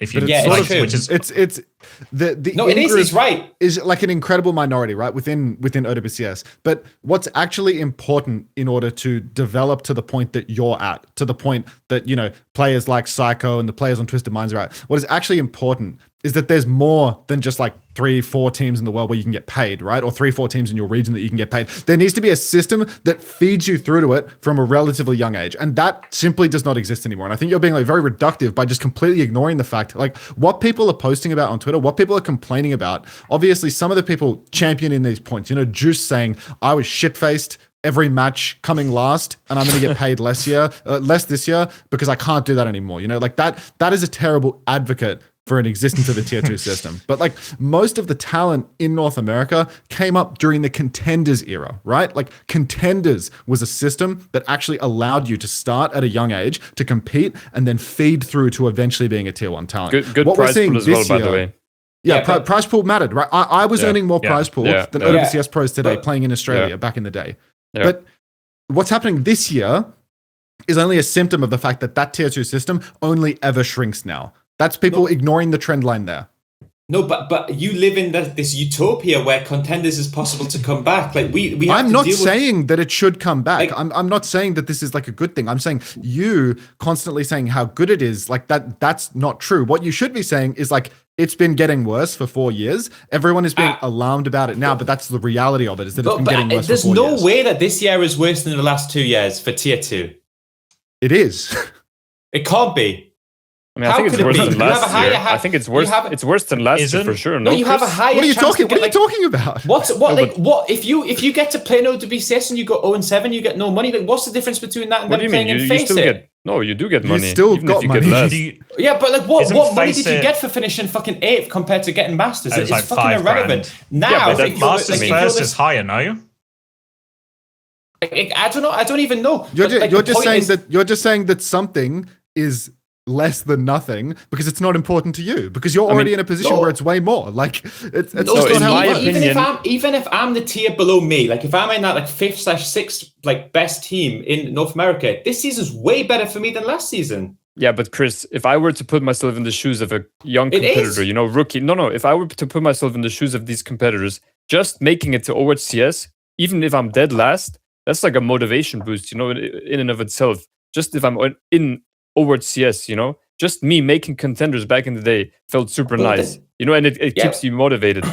If you're just stuck, but then you just get instantly relegated. What's the? I don't understand the difference. You're just too fucking old and autistic and jaded to understand. Yeah, because you're not explaining it. Because you're just crying about it. You know, like you're not actually explaining it. That actually is it. By the way, like for real, that's it. Because I'm telling you, like, who is like? I don't understand. Can you tell me who is worse off this year than last year? Which is like the specific group of players who are suffering? People that are young and want to get into OWCS and want to improve and develop towards the tier of actually being a professionally paid player. If you are in the lower tiers, if you're in the Face It Master tier, you need to spend a longer period of time in the scene that nobody watches, where there is zero money, not little money, but zero money. You have to work way harder and struggle much more to get into OWCS in general. The removal of 7th and 8th, it might have some benefits for broadcast, for this and that, but you can't sit in your position and claim that it's actually better for everyone, because that's objectively untrue. It just makes it more difficult for you to get into the product where people could watch you. There are players. Let's do mathematics. There are players who came like through that open system and from like 7th, 8th players. What was his name, like Zidra or something like that, where like they get in and they actually pop off and perform well, and then people will know that player's name, and that player will have a higher chance of getting a team in the future. That is less likely with less teams, with a harder path into the primary product. Like you're just delusional because you come from a position where you make lots of money and you don't believe that making OWCS is an accomplishment for anyone anymore. This matters to people, just not to you because you're 40. Yeah, okay, nice ad hominem, mate, okay? But like what I'm saying is... That was good. That's actually use of the fallacy. Finally. But okay, you admit, right, if you're in the 1st, 2nd, or 3rd team in NA and EU, it's better, right? This season is better. You obviously, we all agree with that. 100%. And you agree that if you play for the 4th, 5th, or 6th best team, this season is better. You agree with that too? Why? Yes. Because there's more partner teams, there's more salaried positions. If you're like... that's just a fact. Like, you can shake your head, but it's just a fact. In North America, there's not, is there? There is. Because I think in North America now... DK have traded places. Disguising no, 4 partner teams, nightmare. There's 6 teams in NA are going to have a salary next season. That wasn't the case last year. No, Nightmare was always there. Nightmare was there the same, right? Like, but 6, it's gone from 4 to 6 or 5 to 6. Or 5 to 6, maybe. Because 4 partner teams, Nightmare, for sure, there's more money. Have. For sure, there's more money in NA this year than last year. Like that's true. No doubt. And for these other teams, right? So the players that you're talking about are like the 7th/8, right? And maybe you're right. Maybe what you're saying is true. But what I'm saying is actually it's not just the big dogs at the top. It's also like that tier below. Now this season is better because you are going to be able to get a marginal salary. Like there is going to be more salaried players across the board, not just higher number of salaries, more salaried players in NA by about 5 to 10 next year than there was last year. I guess EU will be the same, or if not more. I think, from what I understand, EU is going to have at least 5 salary teams. That, I get your point. I get your point that if you're like trying to like get top 8 and then like make a name for yourself where people watch you, even though I'm not convinced that many people watch you. But I agree. I give you a point. But I think it's not just the fat cats at the top that are getting better. If you are this 2nd tier of Overwatch. For me, maybe I'm wrong. If I was ZETA, I would almost prefer this system because it's like, well, I might actually get a salary next year because like if I do make OWCS, like there's more partner teams for me to be able to play for, especially in it. Well, because EU players are coming to NA to play for one of these salaries, by the way. Am I missing an organization? Like I don't see how there's more North American orgs this time for salaries because like GK's leaving, being replaced by Disguised. Everything else stays the same. Dallas Fuel. Nightmare, Sakura, 6 teams. All 6. 1, 2, 3. How many NA partner orgs are there now? I just can't count to 5, apparently. 4 partner plus orgs, Nightmare 1 plus is fake. Sakura. Last season it was 2 plus GK plus Nightmare. I guess plus Sakura. Yeah, so there's just one more. So there's like 6 more players that will get to pay this time Chris, from Fuel, right? What do you think? You know, let's say a team like Vision, you know, they have salary, but they can't get the top dogs. So they get, you know, a little bit second dogs. Yeah, exactly. So let's just say, look, how would you get onto Vision now? You know, if you're an up and comer from playing ranked or what? You know, like it's but don't you just have to like win? Imagine don't you just win, face it?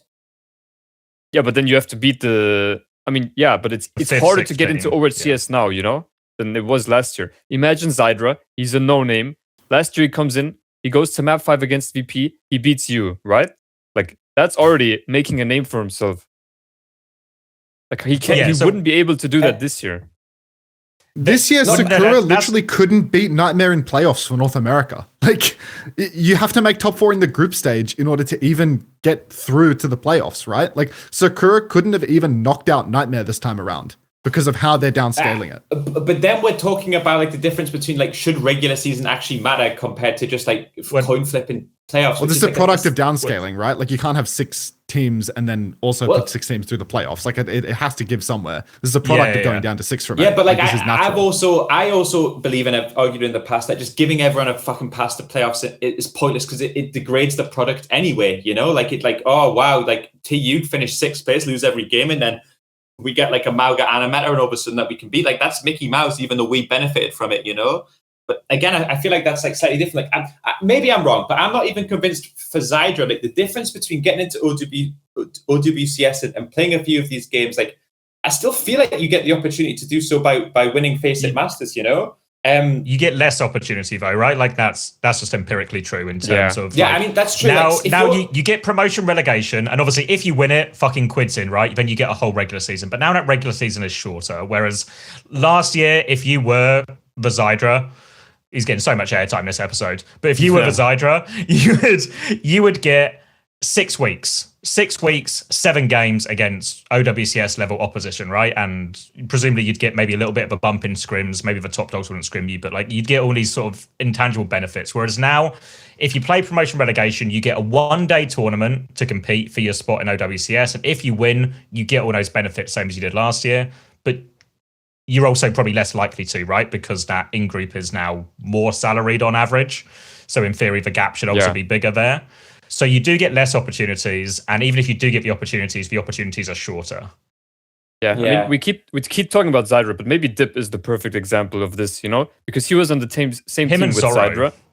Exactly, yeah. And then they both went to Peps, right?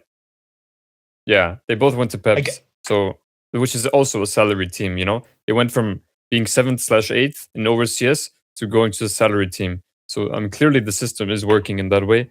But I mean, I understand what you're saying, Chris. Surely like these players, like I don't know. It would still happen though, right? Like let's say for example, interactions between these teams. You know, like teams are still gonna especially if you're like the 6th best team in EU. I swear you're still gonna scrim the face at teams and you're going to play against them at the end of the season and stuff. And it's like, okay, I accept your point. Like, I think you are right, even with the ad hominems and all the logical fallacies. Like, I think it is harder for those specific group of people. But I almost feel like if I was this ZETA like figure, in my head, I'd almost you know what? I'd rather there was an additional partner team or 2, and there's a few more like salaried positions that if I do make it, I can make a living. I'd almost rather that than saying, well, I can go from 8th place unpaid OWCS to 5th place unpaid OWCS. Do you know what I mean? Because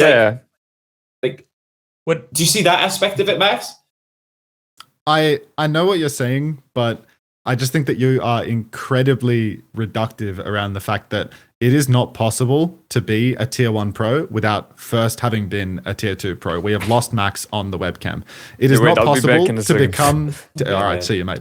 Not possible to be a tier 1 pro without having first been a tier 2 and first been a tier 3 pro. And all that has happened in the past God knows how many years is the systems and the infrastructure to support tier 2 and to support tier 3 have only ever gotten smaller. So I think it is very rich to come from your position, which is, you know, basically as about as good as it can get in terms of placement in the OWCS product right now. You know, you're on a partner team that is getting good pay. You have been able to upgrade your salary, upgrade your roster, and then to sit in your position and tell everybody how good it actually is. When the reality is that for the vast majority of people, you'll find that, you know, the vast majority of people that are going pro they are already on that path. They have already irreversibly been set on that path quite a long time ago. Because if you're a young person now trying to get into pro Overwatch to try and get onto a partner team, you would have to be absolutely crazy to start that journey at a young age, because it's no longer possible, because the systems to support you along the way no longer exist. And a large reason why people are complaining about this on social media is because they feel like they were halfway through that journey. Some people were on the come up. Whether that's true or not is irrelevant, right? No, but that's how they feel. I can't believe there would any argument that last year it was a wise decision to play Overwatch in the tier 2, and this year it's been taken away. Like, it was still fucked last year, to be honest. Like tier 2 since Overwatch League has died, or even towards the end of it's always been tough. Like the resources required, in my opinion, to do what you guys are talking about, it's just naive. Like it's just never ever gonna happen. Like tier 2 is just dead unless you're just like an extremely talented, like passionate kid or something. And if you're an extremely talented, passionate kid, you are still not going to go pro in Overwatch now, because you're going to go and play another game where you can make some money being an extremely talented, passionate kid, or you'll be Saudi, where you can still make money doing it. Those are the only two options here. I agree. The problem is, like, from your position, you keep saying like it's actually still a really good time, and you're just ignoring the fact that like most of what people are complaining about, it just doesn't affect you. Like, that's true, but it's also like this system hasn't changed and like has barely changed in the last 2 years. Like the problems with tier 2 they just will always exist, and they have existed ever since Owl died. Like this year, at least it's making for those that still play the game or still get it. Like it's a better life for everyone who can do that. I don't see what change that anyone's proposing. Like, do you think if we bring back 7th and 8th, you think that the tier 2 scene, like are these kids going to come up in NA and EU then? I mean, I think I agree with Chris in that it's not like it's worse, but it's not worse by a huge margin from last year.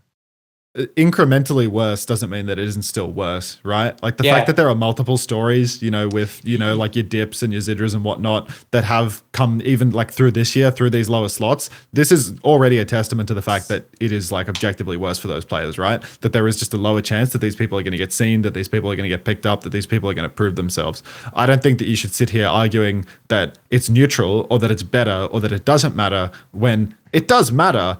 At the end of the day, I mean, I think I've been more of a doomer than most about the game for the longest time in saying that, like tier 2 has been dead for a long time. Like tier 1, relatively speaking, has been, in a pretty shocking state for a long time. But this year is when you can say for a tier 1 pro, it's good, right? This is where people are getting paid salaries that are comparable, better than what they were getting paid in OWL, right? So if you attack it from that perspective, saying like, if you're a tier 1 pro, if you're really in that, like that in group of successful pros, they've actually transform the product now to reward the people that have been loyal to it for the longest time. But it is without a doubt coming at the expense of the next generation of players, which will not exist. I think if you can concede that, then we all agree. And we can fucking straw man and ad homi each other. Because I've got another straw that you need to man. Here we go. Because man this, buddy. The reality is, the reason this has been gutted or whatever is to make room for another tier 2 tournament where these players still get to play and prove themselves, no? Which one? You mean the World Cup? World Cup? Is that not another another competition? They get to play, get to earn prize money, get to like. It's not like they've just cut it under them. It's not like they've taken the jobs of 7/8 and just given it to Sugar Free. Like, no, because World Cup isn't like that. World Cup isn't a tournament like that. You can't be like, if you're second best in your country, you don't make the roster. You know what I mean? Like if you're second best in your country in the role, you don't make your roster. World Cup isn't a good example of everybody working their way through a system and everybody, existing in this like meritocracy of competition. It's like a national competition, which really changes the boundaries of how you can come up through the system. But my point is actually, my point is that it's not like we've like done some sort of like wealth tax where we've just given it to the rich. Like we've taken the money from 7th from 8th or whatever is doing, and we've given it to another like competition, right? Like we are getting better as a side product of the 7/8 cut. The 7/8 cut in reality, even if it makes the products better in my opinion, but the money is gone towards like the World Cup, Like if it was just pure consolidation, then I would agree. But I'm not good, and I also think, I don't know, even these players, maybe I'm wrong, but maybe these tier 2 players would rather have World Cup, and some of them would rather have World Cup than 7/8 if they could only choose one, you know? I think there's an argument as well that for the people who are like, you know, like the people who have suffered the most immediately are the people who are like partway through this journey right now, you know? But will it not still work the same way? Let's say if there's a second dip 2 is back this year, right? Oh my God. Is it not just as likely that he would get, if he was just playing on one of these top Face It Master teams, you know, and maybe he goes to promo relegation, but he doesn't win it and he goes back down to Face It Master or something. Is it not still possible if Peps find themselves in a situation where they're recruiting, they are scouting these Face It Masters players? Every time Fefe built a new Peps roster, the scouting went down to that level, you know, like he went to Face It Masters and picked out the best players as well. So is it not the same opportunities? Or like, I agree there's like less airtime, less exposure, etc. But I feel like the system still kind of works with these sort of Peps level orgs as the in-between teams. Yeah, I mean, if to be honest, I think Masters player right now. People underrate how much ranked or how important ranked is in the scouting process, you know? Like even the tier 1 pros, let's say I played against Dip and I'm like he's in Face It Masters, but he's like really good in ranked, you know? I'm going to start talking to other tier 1 pros and like, wait, this guy's actually really good, you know? Like, and word spreads, you know, just how you play in ranked. I think ranked is really appreciated in terms of scouting for good teams, you know? Because even Ice Gnome, you know, Ice Gnome was a nobody before Peps this year, but how did he get there? From being good in ranked, you know? Like, it's usually ranked where people get their names built, rather. I also think World Cup has made more careers than OWCS in history by a factor of 10 million. Like that competition has been insane for people's careers, by the way. How many players got into Overwatch League off the back of a good World Cup and stuff? Who? I actually couldn't tell you one. Everyone from Team UK, the one year we had a breakout, every single one of them got out based off World Cup. Oh, okay. Fusions, right? Yeah. World Cup was the big international tournament. All of the French roster did too, because they were really good. Oh, true. But they were already in... Oh, yeah, they were in tier 2, right? They were in contenders. Yeah, that gave them an opportunity to compete against the big boys, and because they did it, they got in, you know? I mean, there's also a little bit of a luck involved in that, no? Like with this whole World Cup. where you're from and stuff. Yeah, I agree. But I just don't agree that the idea that they've just been road pulled, you know? Like, I have a different point here. In my opinion, how they're using the budget for the Korea bootcamp is weird. I don't agree with how they're using the budget on the Korea bootcamp. Like, I mean, we don't know how many spots each LAN gets this year, right? But last year, China LAN, I think only 2 teams made it, right? From EU and NA. Like, if this year if that happens again, where only 8 teams make it to a LAN, I'm going to be really disappointed, you know? Because I would rather they don't do this preseason bootcamp and pay for all of these teams. Well, how many is it? 12? 12 teams? Or I don't know. They're paying for 11 teams. Some of them are already there. But they're not paying everything. Yeah, they're not paying the flights, but they're paying for the bootcamp and the hotel, as far as I know. Yeah, that's my understanding as well. Yeah, okay, but which is still a lot of money for 12 teams, right? So, instead of paying for the bootcamp 12 teams for a tournament that has 0 prize pool, as far as I know, they should rather, you know, make more LAN spots for the future tournaments. It does have a prize pool. Are you sure? Mm-hmm. Yeah, okay. I'm pretty sure. Okay. Well, but it's like quite top heavy. Yeah. Okay, but still, you know, like, I mean, do you understand my point? Like, I would rather them add more slots to future LANs than this partner team bootcamp.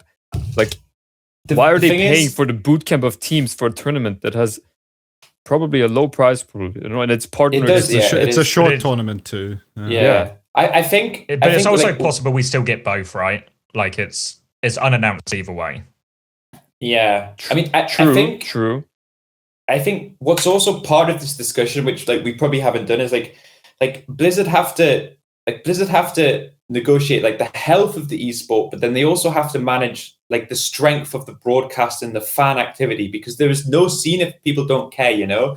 Like this is the main argument with like trimming down to 6 is like if it helps people. Like I thought sometimes I would watch you guys co-stream and I would check the fixtures and I would just turn off because I was like, who gives a fuck? I know the result of every single game, you know? Whereas at least in a 6 teams format, like in short, like, you are going to watch them, you know? And it's the same with this career bootcamp. It's like, okay, maybe it takes from LAN slots further down the line, But if it gives the fans something to watch for a few weeks whilst nothing else is on, then Blizzard are effectively investing money into the broadcast side of the event, which is also pretty Why are they impactful, paying right? for boot camps and hotels? Why not just make it a prize pool and then fly out or tell all the partner teams, okay, we're hosting a tournament here in Korea for this amount of prize pool? Like, I'm sure everyone would go. Well, yeah, I don't know. I'm not sure. I mean, I would need to see the numbers, you know? Because I'm sure SSG, if the prize pool was good enough, you guys would also go. There's no way these partner teams would refuse to play in a partner exclusive tournament if the prize pool is good. I refuse to believe. I'm not sure. I'm not going to complain, right? Because I want to know why ZETA's not there. I can't say that. Like, I really can't understand why ZETA isn't there. Yeah. I keep seeing jokes about it where it's like, why isn't ZETA going? And it's like, because it's a LAN. That's this was their chance. How can I miss this one? It's next door. They literally can't make a LAN even if it's in their own city and they're invited and they don't have to qualify. Like, that's the level that this fucking organization is at. But I do want to like kind of qualify, as much as I spent, like 10 minutes arguing with you, Chris, about, why there are problems with like the, downscaling to 6 and the lack of a tier 2. I was trying to like, interrogate like what you're saying about how it's better for everyone, because I don't think that's true. I'll say like from my perspective, watching and from a lot of viewers' perspectives, I do think that the trim from 8 to 6 is actually good for viewer experience, right? Because all of those games that were like, well, sorry, not all of them, but like the vast majority of the games between, teams 7 and 8 and everyone else in the tournament, they sucked. They were boring. There was very low interest. You may see like, in groups on Twitter getting like really excited about the existence of a Dilducks game or whatever. And people will joke about, this and that. But like, this represents a very small percentage of the actual general viewers of OWCS.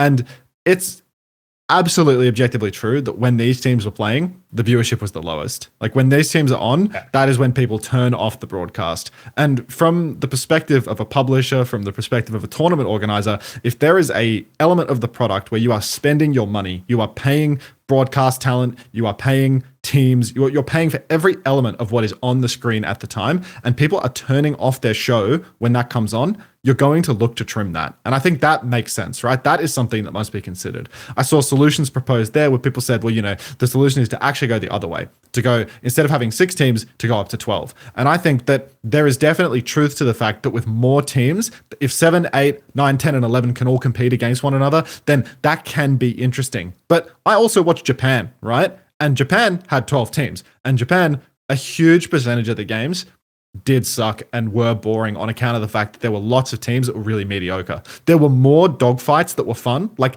the low tier, like, 8th team versus 10th team where they randomly go to map 5. Like that is always fun to watch, but I wasn't invested in any of the rosters. I didn't care about those rosters because they were kind of just too shit for you to even remember the names of the players ultimately. So I think it really does make sense from the standpoint of the product trying to, optimize with a limited budget that they would trim 7 and 8. And I think people don't recognize this because they exist in like a tiny little sphere on Twitter where they think that because everybody loves the Dilducks on Twitter, that everybody in the world loves the Dilducks. But the reality is that, like even if they've got like some fun branding and a fun concept, like I actually don't want to tune in to watch my professional esport product and watch a team standing in spawn on Junkrat singing every single week for fucking like more than 10 weeks of the year. Because, at some point that gets tired. I want to watch people play the game well. And that's not what is actually happening when these teams are on the screen. So I think that to that end, I mean, it's sort of a good thing. Yeah.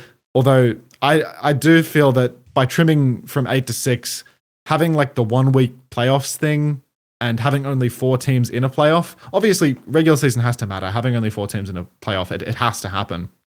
It does feel like it's all a bit light at some stage. Like the EMEA schedule now is really trim for the whole year. It's really not a lot of matches for the whole year. I think that can't be ignored. But the only way to, justify that and make that feel better is to then talk about the World Cup, because you'd have to assume that's where this excess budget is going. And I feel like, have we talked enough about OWCS? Because there's no additional prize pool for like the other teams. It isn't like it is like a wealth transfer, like there is. And I think they're doing 2 LAN events for the World Cup too, right? Which is like, True. Which is also significant. It wouldn't surprise me if, honestly, in fact, I would bet my life on it. This esports budget, it will be up this year, even if there is like elements of stuff trimmed elsewhere. I mean, for sure. I think if you include the bootcamp as well, preseason. I mean, for sure, the budget is up this year.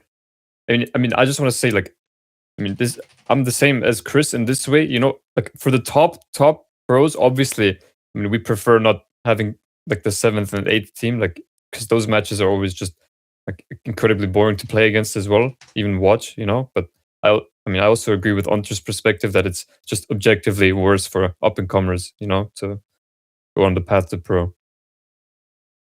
I think that's why it's a good podcast. We cover every angle, you see. I was going to say, because there was also a lot made, because I do agree that like a 14 playoff just sounds worse, right? Like 6 to 8 teams, but again, like it's also, if you put 6 teams in the playoffs, then what's the fucking point of regular season, Like one of the big benefits of this is, how sometimes team would play Qadsiah and it'd always be a good game, but it'd be low stakes. The same thing happens in Korea all the time, where Crazy Raccoon and Falcons are going to fight it out for the first of 8 times this stage, so we don't care that much. Now, because the regular season's shorter, or like there's going to be 3 weeks of regular season, 1 week of playoffs. And I do think this is worse. I'd rather they did a double round robin. But what happens now is all these games are so fucking high stakes. Stage 1 last year, TU and TM didn't finish top 4. They wouldn't have made playoffs in this new system, It would have been Peps and Genji in that top 4 with VP and Alcad.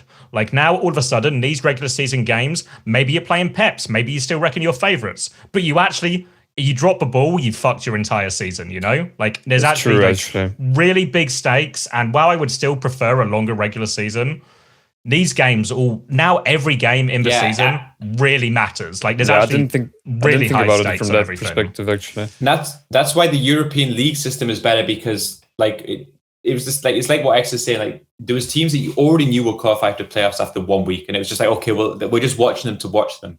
But if the roster rumors are true in NA and EU, where it's like there's actually going to be like at least 5 pretty competitive. To be honest, I think in NA there's actually 6 pretty competitive rosters that are being built. Yeah, same in EU. You actually aren't going to get a bad game, Like every single one of them is going to be for sure impactful and has enough quality and doesn't have someone drunk singing Katy Perry, Like all of the free things that I look for in my esport are going to be ticked, And like if you wanted to, you probably shouldn't have showed up drunk to all your games and sung Katy Perry if you didn't want to be cut from the team. That's what I say, So yeah, I don't know. I think to be fair, I can see that. I think Max is right in the perspective of like that group of the 7th to 8th or whatever. But I think I still maintain that, I think it's a better year to be an Overwatch Pro or an aspiring Overwatch Pro, given the more tournaments and everything, I think there's maybe an argument. And it's hard because obviously not all the rosters are announced yet, so people don't know exactly what they're playing with. But I'm pretty sure, like what Seicoe said, in NA and EMEA, this top 6 is going to be stronger. Like if the top 6 teams from this year play the top 6 teams from last year, this 2026 version would win or be like considerably better on average. So I think there's maybe a little bit of like we've made it smaller when actually we've got more talent or more teams that are competitive than we did before. So that's maybe moved in like a bit of an inverse way. Like if I picture the EMEA rosters now, fuck me, that 5th and 6th, like somebody good is going to have to fight in relegation, like a really good team is going to have to go fight in relegation. Yeah, you're 100% right. I mean, I don't know enough about what's happening in NA, but at least in EU, like you said, like it's going to be some really, really good games, Like, I mean, obviously TM are the favorites, but below that, like I put everyone almost in the same tier, So I think, my biggest worry is probably like that. I like that all the games mean more, right? Because I'm sure Unter feels the same way. But sometimes when I'm just watching Qadsiah play fucking Genji and they're playing Chase because they don't care because they're going to finish first anyway because they already beat TM, like it's just a bit wank, right? There's no stakes. No stakes. So I do enjoy that all the matches are going to mean a lot more now, I think especially like some of the people complaining on Twitter about like, who was it? Someone was complaining about like, oh, we won't see all these upsets from 5th and 6th.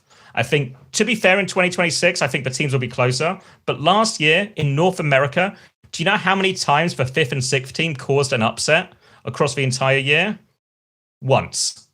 Once when Nightmare beat when Sakura beat Nightmare. Yeah. That was in stage 3 last year. It's the only time it happened in NA. To be fair, EMEA was more competitive, you know, like the regular season in stage 1, Peps and Gen G actually finished top 4, and TU and TM finished higher in playoffs. And in EMEA, again, we saw Peps and Gen G cause upsets, right, where Gen G beat VP and Peps then beat Gen G. So EMEA's had a little bit more from their 5th or 6th in terms of playoffs. So I can see like some level of maybe more in EMEA and there's a level of competitiveness there, and that the rosters are going to be better in 2026. That maybe I actually would prefer to see a bigger playoffs, but I don't know how you do. You can't make the playoffs bigger if you cut down to 6 teams. So I feel like that problem's been caused by the 8 to 6 more than anything. What you're going to get in the format is you're going to get a game on like, how many weeks of regular season is it? Like 3. You're going to get like a few games on week 3 where it's like, this is a playoff match, you know, like whoever wins like goes home, and whoever like, it's not going to be playoffs, but it's effectively going to be like playoff stakes, you know? Whereas I think again, like didn't happen as much last season. So yeah. Do other games do regular season as well? Is that a common thing? I think a lot of games do. Yeah. League of Legends do. Yeah, Valorant does. Yeah. Okay. Yeah. Because even as a player, I just hate regular season, you know? Like, it's just not enjoyable to play. Well, I think, in my opinion, I think you hate it because playoffs is always... I remember the year Washington... Do you remember that Washington Justice year where they let like 16 of the 20 teams get into playoffs? What you do in that stage is you basically say, well, the last 20 weeks of the season is a complete waste of time, you know? Like, I think that if you really knew you had to win the games of regular season, everybody knew you really had to win it because there's only 1 or 2 slots available for playoffs or whatever it ends up being. I think you enjoy regular season more. It somewhere is a derivative of stake theory if you really just boil it down, you know? Like, it all comes back to stake theory. Yeah. Yeah. And to be fair, even when I watch like the bigger games like Valorant, like when I watch like NA Valorant, and they're just in the regular season, there are still these games, I think, in all esports where it's just top dog versus bottom dog, and it's just a blowout, and it's a bit dull. All right. Yeah. Then the prize pool change, I guess, and I feel like the sort of size thing got a lot more attention, but the prize pool change was also announced. So we've gone from 100k to 90k per stage in NA and EMEA each. So I thought it was 75. Was it 75? Yeah, I'm pretty sure it was 75. I thought it only went down to 90. Maybe I misread. Going to need some kind of fact checker. We'll have the fact checking post, right. You know. Yeah. someone will figure that shit out. Doesn't really matter either. Oh yeah, it's 75k. So it's gone down 25%. I think that's pretty big, to be honest. Yeah. Well, it's certainly bigger than the 10% I thought it was 5 seconds ago. So it's gotten dramatically worse for me over the last 30 seconds. So yeah, I think they've shifted it slightly so the percentage is higher for first place. So I feel like if you were finishing first last year to this year, I don't think it's hugely different. It's the same. It's 30k for first. They just give 40% for first place. It's the same. Yeah. I think I'm lagging out. Yeah. I was worried it was me. Yeah. It's never you, Chris. It's never you. True. I've learned that. Oh, especially in my ranked games, you know. In my ranked games, it's almost never me. I think we can all agree on that. Was there anything else we wanted to cover from this announcement? Obviously, there was a lot more details, and there was a lot of dates for, I think, we don't have the dates for Korea or the Asia region for stage 2 and stage 3, but we had all the China dates. We've got all the stage 2 and 3 dates. So everything seems fairly mapped out calendar-wise. There's obviously a few big spots in the calendar, but I think that's just the World Cup stuff, right? Like I think July and August are where there's big gaps right now, and September as well. So I think a lot of that is going to be some of the World Cup stuff filling that gap. So I think we're still actually on for a fairly full calendar this year. Yeah, it's pretty. Looks pretty packed, to be honest. Pretty packed year for players. I think once the World Cup dates are actually, I think what they really I don't want to say they should have done this because maybe it's not possible for them. Like they had to announce the OWCS stuff and maybe the World Cup stuff isn't like locked in, so they couldn't announce it.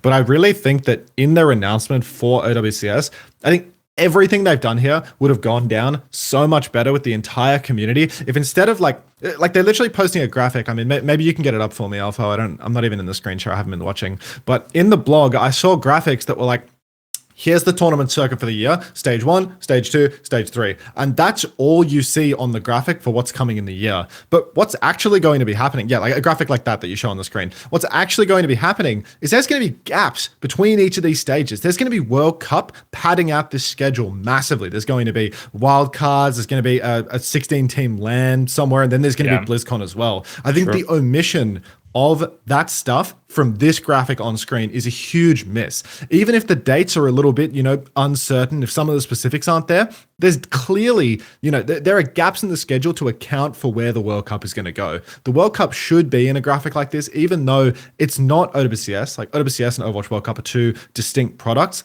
Everyone would feel better to see that there is actually stuff going on all year and things that more people can participate in. Obviously, for a North American, there's a pretty limited pool of people in NA that get to participate in the World Cup, right? There's only the roster. But through trials, through all of this other stuff, it's going to pad out the year. It might not be great money-wise, but a lot of people just want to watch Overwatch, want to be engaged with the esport. And it would have been really nice if they could have stuck some World Cup stuff into this announcement so that people realize just how dense the schedule is really going to be. Because I was thinking, at the beginning, before the announcement, I was a little worried about how's this year going to look because there's going to be so much regular season and then World Cup. Like I was very strongly considering not applying for World Cup committee at all because doing World Cup, it was just going to be too much work, at least from my perception of how the regular season was going to go. If each stage 1, 2, 3 regular season, if it was, 5-6 weeks of regular season plus 2 weeks of playoffs plus World Cup committee work, like coaching a team or whatever, then it's all too much work. It's too hard. With a more trim schedule like this, there's actually room in the schedule for the World Cup. And maybe you can take a week off at some point so you're not working for, 10 months straight. But it's a real shame that they didn't include the World Cup in this announcement whatsoever. Yeah, I was a bit worried as well when I saw the regular season was cut in half, like from my own perspective as a person who streams it. The more days I can turn on the stream, the more profitable the year can be because there's more opportunities. So originally when I looked at it, I was like, oh my God, has everything just been cut in half here? Am I going to lose all of these opportunities? I think OBS Sojourn and some of the other production have sort of made the same thing as they might be the ones suffering as a result of this as well, particularly. But when I actually mapped out, I made a little spreadsheet, I mapped out like what's happening in the year, like week by week. And I was like, actually, it's a fucking full year, Like, even though they've sort of cut this in half, I think, like, OWCS is now much less of a calendar in terms of number of weeks just because of the reduction. But actually, Overwatch Esports is still just as much of a calendar as it was last year, if not slightly more. So I think viewers are probably winning. The top tier, the tier 1 pros are winning. Maybe even the sort of mini group between tier 1 or like the 4th, 5th, 6th type teams are winning. The 7th, 8th teams or anyone around that, like top of Face It Masters, are losing in terms of exposure and opportunities. Production is probably losing. By production, I mean people who work on the broadcast talent and the production crew because there's potentially less days. And I imagine for some of them, they might work World Cup, they might not. That's not like a guaranteed thing. So I don't know. Overall positive? Is that the conclusion I'm coming to as I talk it through now? Is it overall better? I think so, yeah. Last year? I think so. Like in my head as a viewer, it's for sure better this year as well, Like I think viewers 100%. Win really big. Yeah. Yeah. Like even just Overwatch World Cup alone, Like even me, like I don't know if my country will even participate or do good or if we're even invited to the wildcards. Even if I don't participate in the Overwatch World Cup, it's just the best thing to watch, just objectively.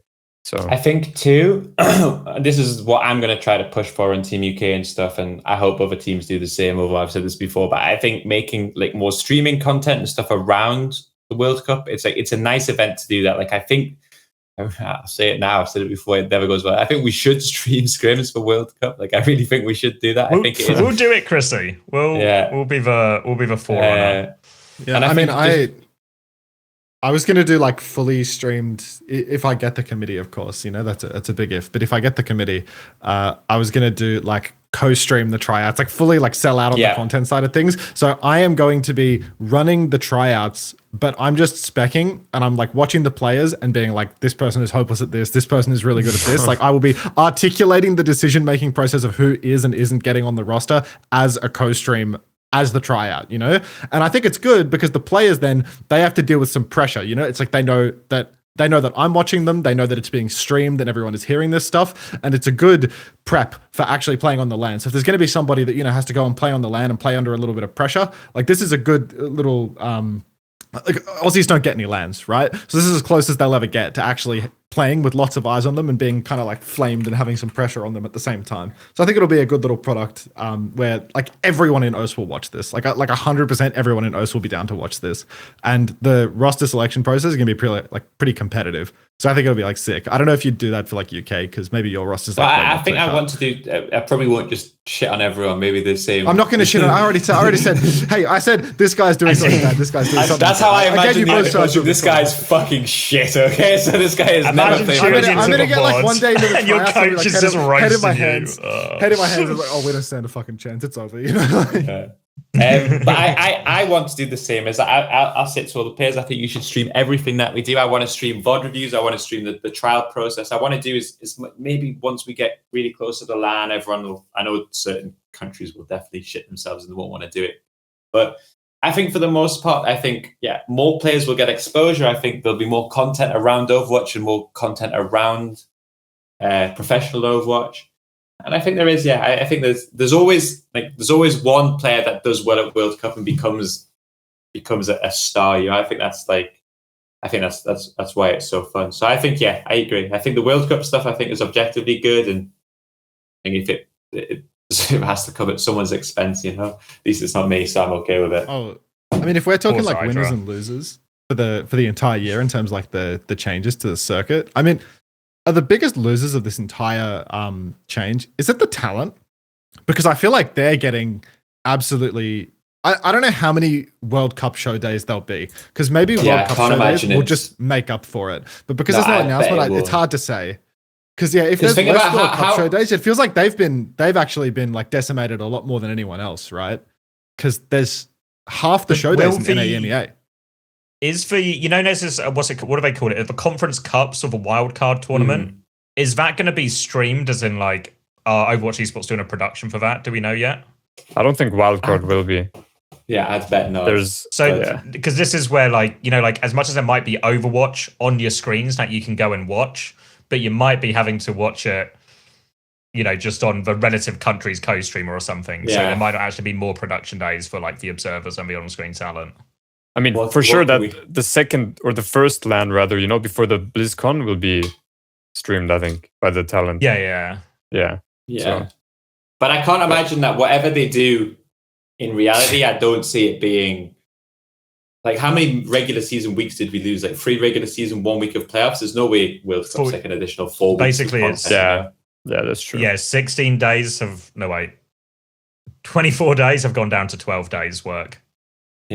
Yeah, and I mean, multiply it by 3, right? Because there's 3 stages across the year. So, like, it's that's why I was doing that. Oh, that is. Oh, yeah, I wasn't counting. Yeah, I was counting that's weekends, actually. Sorry. So, yeah, 24 down to 12 weekends. That's a bit too much math for me. Trim.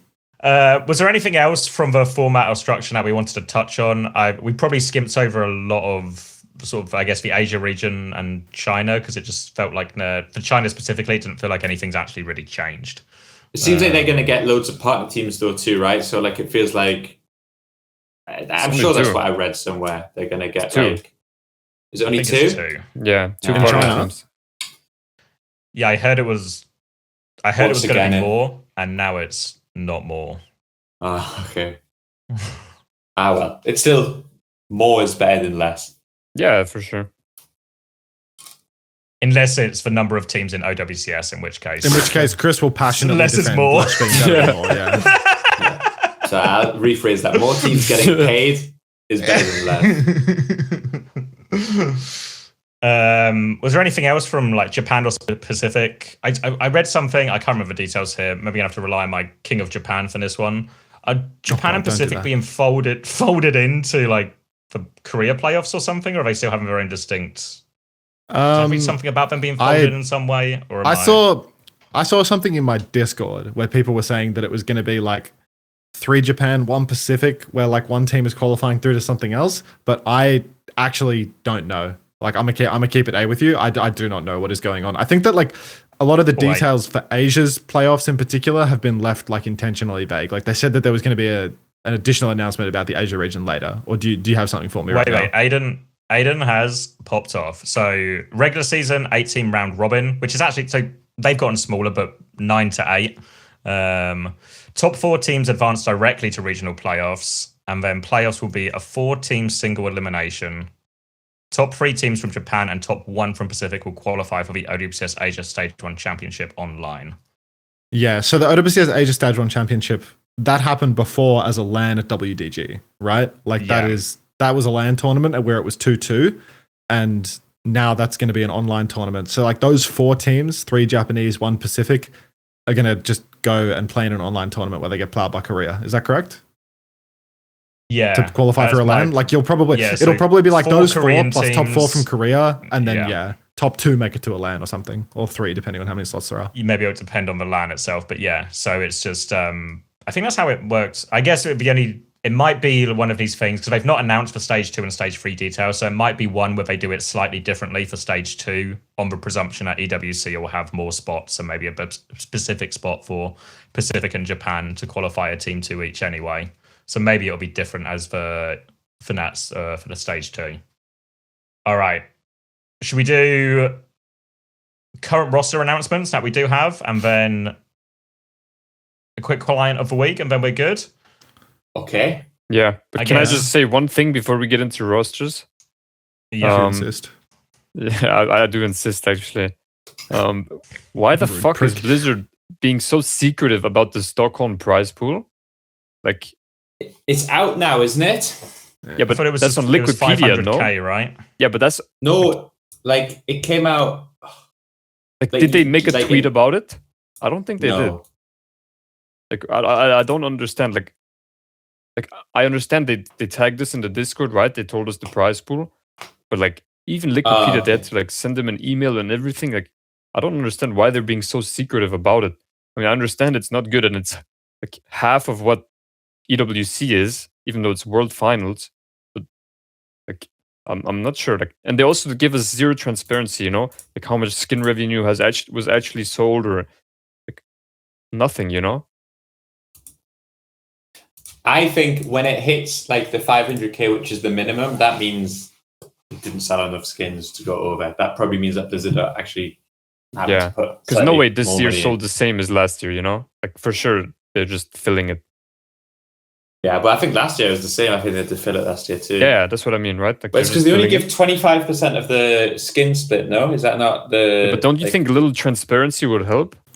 I think the problem with transparency is transparency can also make your product look really bad, you know? Yeah. Like TI looks amazing when TI does like a publicly funded prize pool where you can actually see the millions and millions and millions of dollars. But like... hit the 20 million as the product declines, like if you're not raising millions and millions of dollars, it actually gives a reflection on like if something isn't doing well. So you think it would just look stupid? It's probably not transparent, you know? They probably keep it opaque because like it actually doesn't look that good, right? And it would give negative PR to them, you know, where like people would see how much money has been raised and people would be like, oh, the split isn't high enough, oh, the skins aren't popular enough, the game isn't popular enough. So I think obviously it's a tell when it's like 500k 2 years in a row and they take a while to announcement and they're not super public about it, that they're not raising that much money through these crowdfunding initiatives, right? That they're not perhaps working as well as some people publicly would hope. You know, people see like a Juno skin and they're like, oh my God, they're going to make $1 gazillion this year. But it's probably just not the case, right? There's probably just not that much money being spent on these cosmetics. And it doesn't look that good to admit that. So they kind of keep it a little bit more closed instead. Seicoe, think about it like this. Transparency looks class on Dua Lipa, but awful on my grandma, okay? Just think of it like that. That's got it. Okay, let's move on after hearing that. So roster news is actually pretty limited right now in terms of teams that have announced. I feel like obviously with the boot camp coming up, we're probably going to get a flurry over these next. There's like 3 weeks to the boot camp. Yeah. So I think these next 3 weeks will be a flurry. It's worth noting the roster teams take to boot camp doesn't necessarily have to be their final roster. So you can still make changes after that if you want. So I guess the biggest news to start off with is Twisted Minds. I think were the first team to announce. Obviously, a sore subject for one of the panel. But Twisted Minds only one change: Seicoe out, Jwoo in. Everyone else is retained. I don't know. I'll let you start, Seicoe, since obviously you're the most directly involved in this. Thumbs up or thumbs down for this change? I mean, you get a double thumbs up from me. I think it's a great change. Seicoe clearly looked like the weakest link on their roster. I mean, if you just look at the facts, he lost the match and OWCS. He lost those 3 maps, and like honestly, your career is defined by your most recent 3 maps. Honestly, so.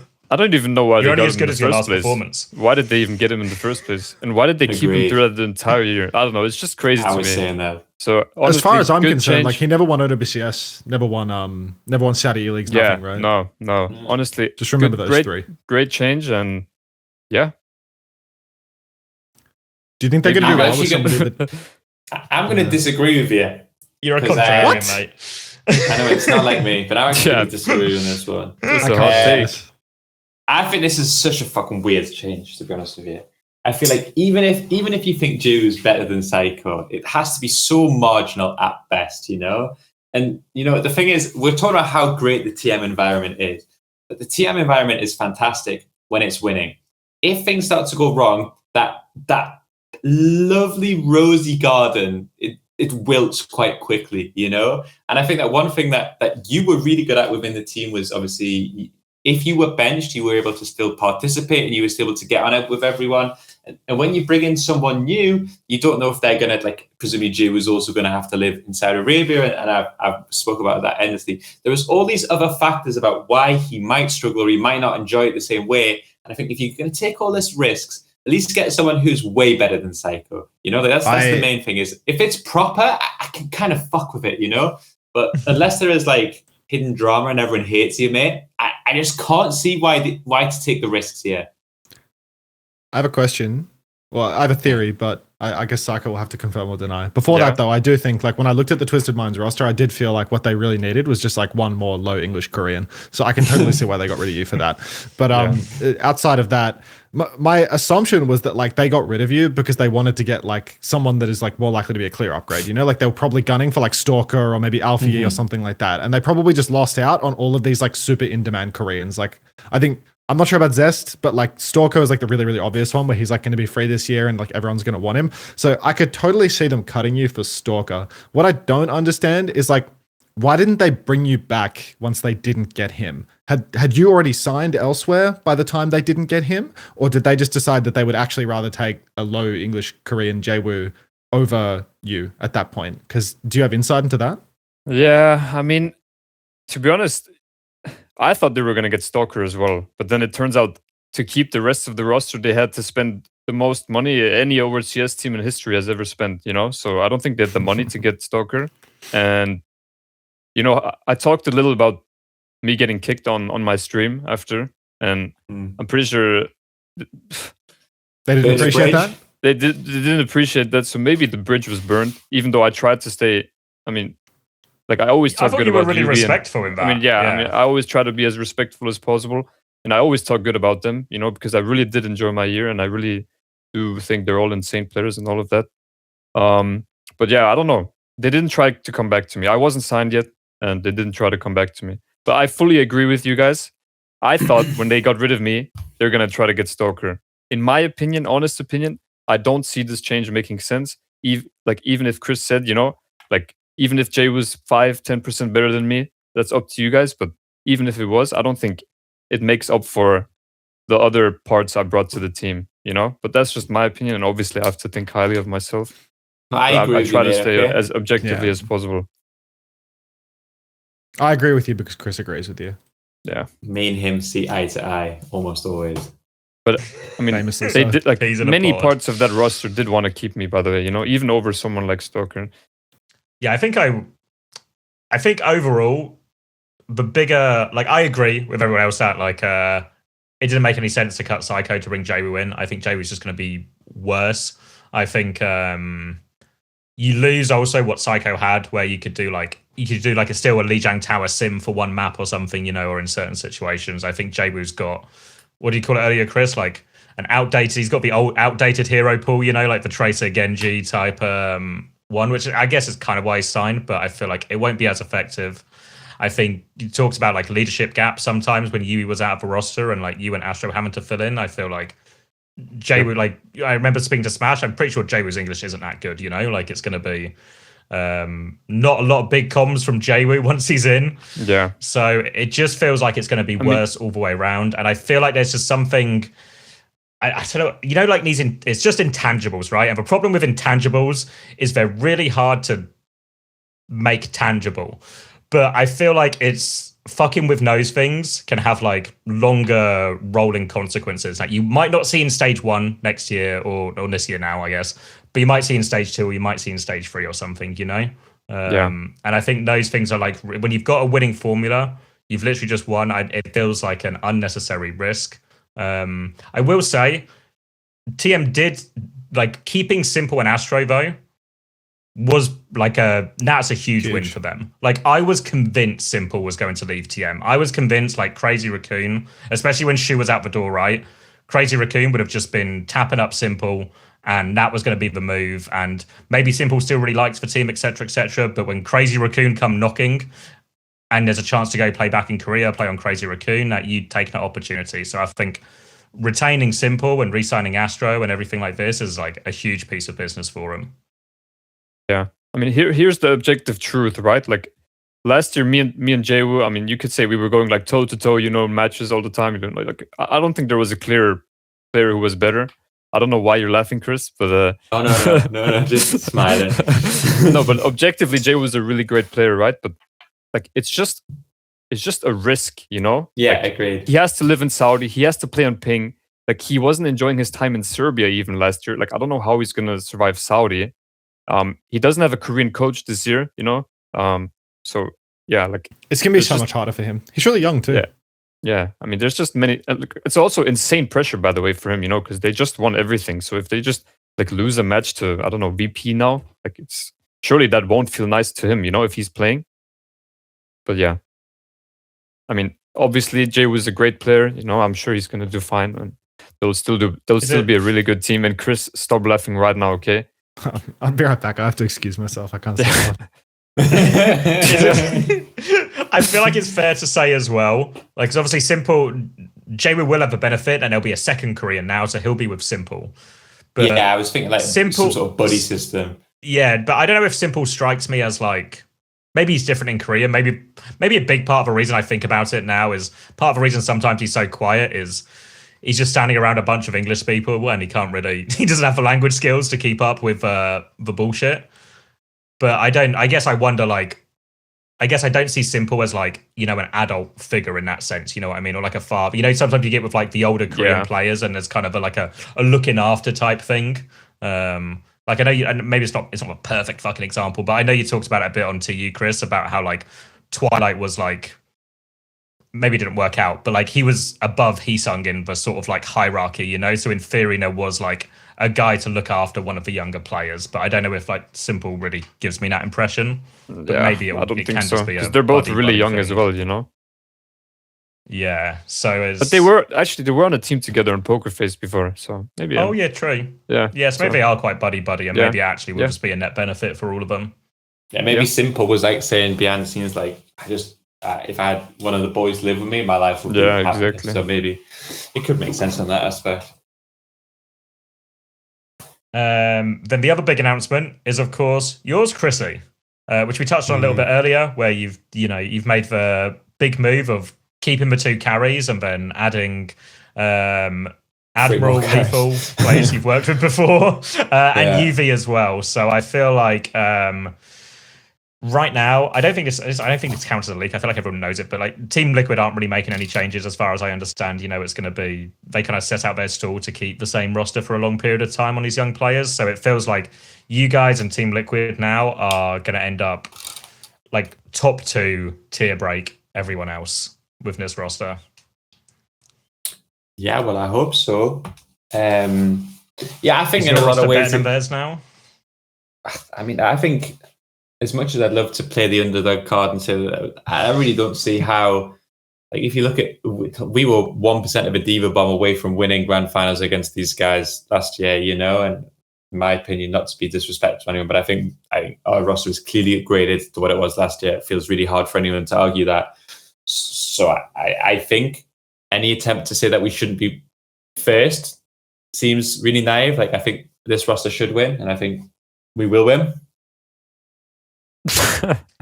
Will we drop a map? Hard to say. Hard to say. Why are you laughing, Seicoe? I mean, I think SSG is just more of a coach problem, than an actual player problem. You think last season it was a coach problem? No, I'm just joking. Is that the feeling you got?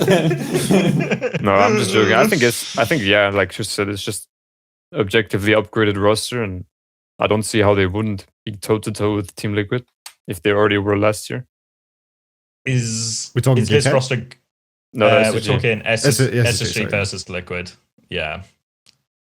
Do you think this roster is good enough, Chrissy, to do something internationally? Because we didn't touch on it too much earlier, but like NA had a pretty disappointing Stockholm, right? And in reality, that one nightmare win over Crazy Raccoon and back in stage 1 feels like a really long time ago now, I think, for a lot of all the North American players and teams. So is there capacity? Is it reachable? Yeah, I mean, it's worth saying that 3 of the 5 players that did beat Crazy Raccoon are now on this roster, right? Like, it was this team that did it. I mean, I think that whenever we talk about NA, I think the worry is probably always that we don't have that meta that EU has, that way if everything lines up, we can win.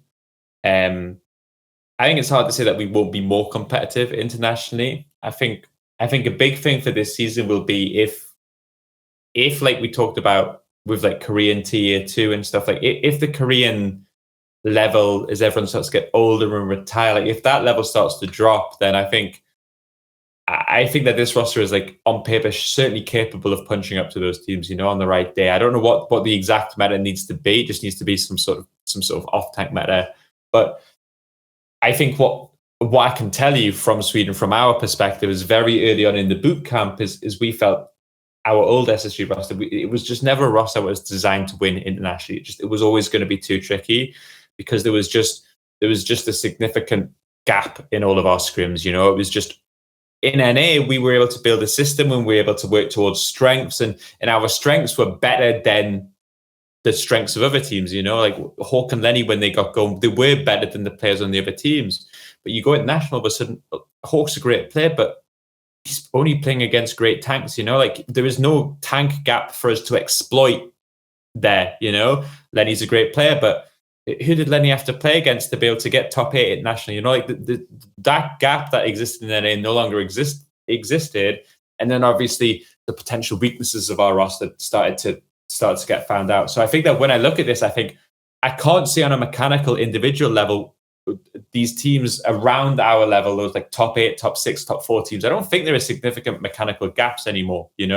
I think for us, it's just if we can build a system like I've done in the past on obviously SSG in London around how we play, like around an identity. I don't think that international success, maybe winning it, is maybe one step too far. I think this roster is like, it's so talented, to be honest with you. Like it really is. Like, our backline is so good, and they were so good. Our front line is so good, and it has been so good. Like, you're actually in this situation where it feels like worryingly positive because there's almost no potential downsides. It like we've killed. So you're so North ready American to find out the downside. Yeah, it is, right. Like, we've killed the North American competition. Everybody gets on. I've worked with 4 out of the 5 players. I know them. It all feels like the hero pools are almost perfect. It just looks like a roster which just it should work in every way. I'm so excited to fucking miss playoffs or something, you know? Like you've set this up as basically like there's no you've left yourself no excuses in this situation. With that, though, you've given yourself no excuses.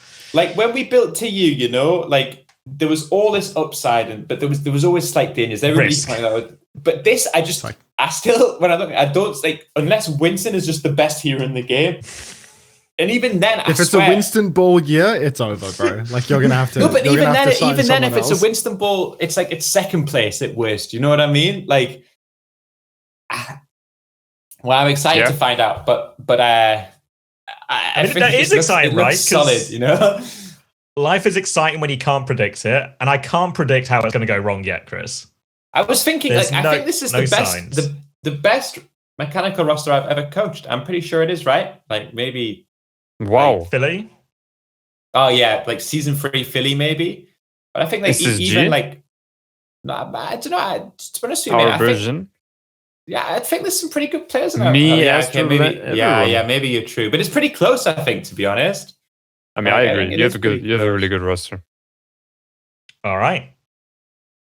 That's our hook to tune into more Uncoachable this year as you find out all these excuses that we can't see, what they'll be. Oh, the cap segments are going to be fucking crazy. I don't even know. Like, who are we going to blame? You know, who are we going to blame? Don't you think Dallas Fuel looks pretty good as well? Like, if the leaks are true. Yeah, they look okay. I mean, I think a few of the DSG Dallas stuff, it seems like to me it changes quite regularly. So I don't know what's finalized. Yeah. But I think they look good, but I don't think a single player on their team gets into our team. You know what I mean? Yeah, that's fair.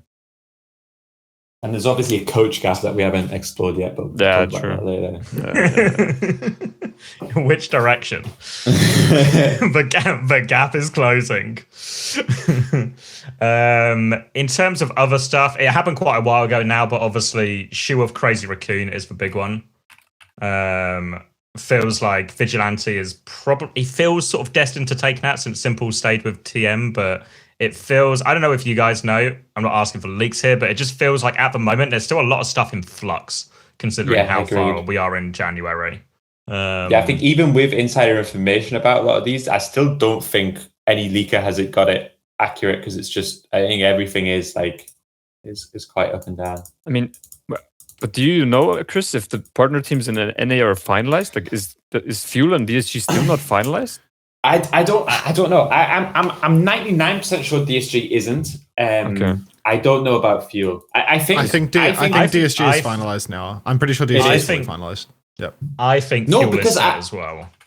Yeah, but I think I don't know. Maybe it all is. I think there is like an element of they get to go to the boot camp and they still get to make decisions, right? So I don't know. I think so.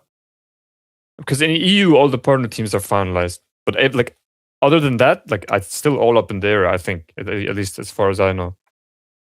Like Qadsiah, GK Vision, whatever those teams are doing, no one has a clue. Yeah. Same with ZETA Division, right? ZETA Division have got rid of everyone except for, including a lot of their coaching staff, except for Bernard and Pelican, which feel like about reasonable enough players to keep. Maybe the big one is like, you know, the Pelican Alpha Yi who to keep. I think most people probably would have leaned Alpha Yi's direction. But it feels like ZETA are on for like a full rebuild, and it feels like there's still a lot of Korean free agents or people who are up for grabs, right? You know, so I feel like there's, depending on what happens over these next few weeks in terms of who goes what direction, it's going to be like hugely decisive in that sort of Korean, you know, if T1 and ZETA can break that sort of Crazy Raccoon Falcon stranglehold in all of it. I really like Shu to T1. I think that I really like that if it happens. I feel Shu and Donghack, I think that's gonna that feels like it works. Shu obviously in skewed is like a, if they got Stalker or something as well, right? Yeah, I'm not sure if it's gonna happen, but that would be that would be a huge swing. Like a Stalker, Donghack, Shu. Yeah, skewed. That's the super team. That should be the best team for sure if they get Stalker Shu. Yeah. But I think Shu and Violet are gonna see a reunion.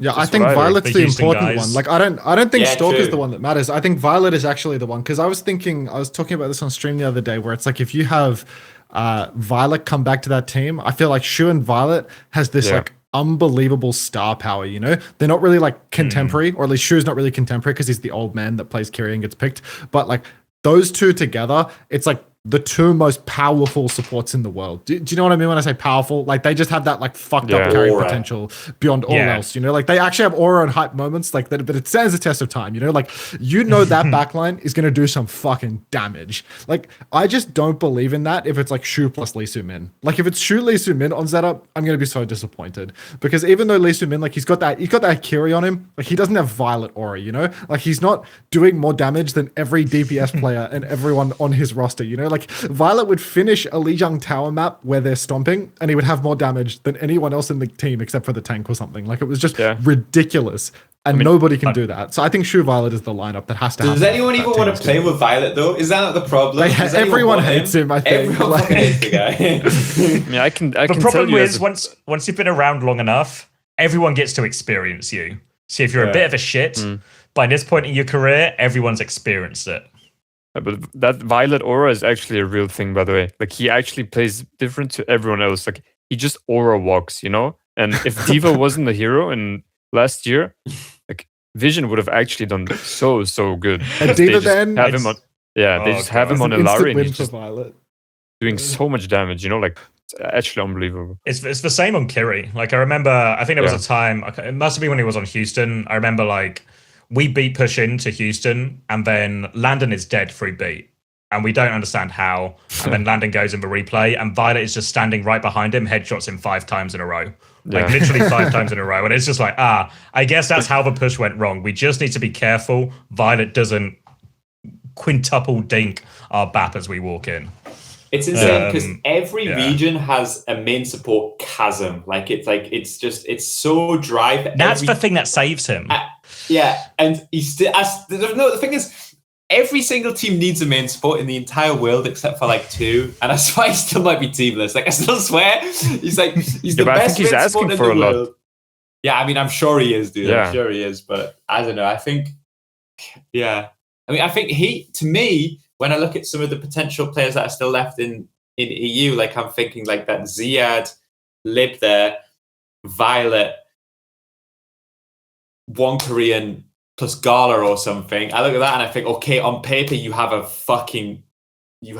outrageous lineup there, and then, but I don't know. I feel that's more likely than going back to Korea. That's not a leak or inside source. It feels somewhere that like the Violet Korea bridge is slightly burned. I don't know. Well, because obviously ZETA fired Violet essentially, right? Or they never used the word fired, but mutually parted his contract ways randomly. Just expired in the middle of the season. His contract expired.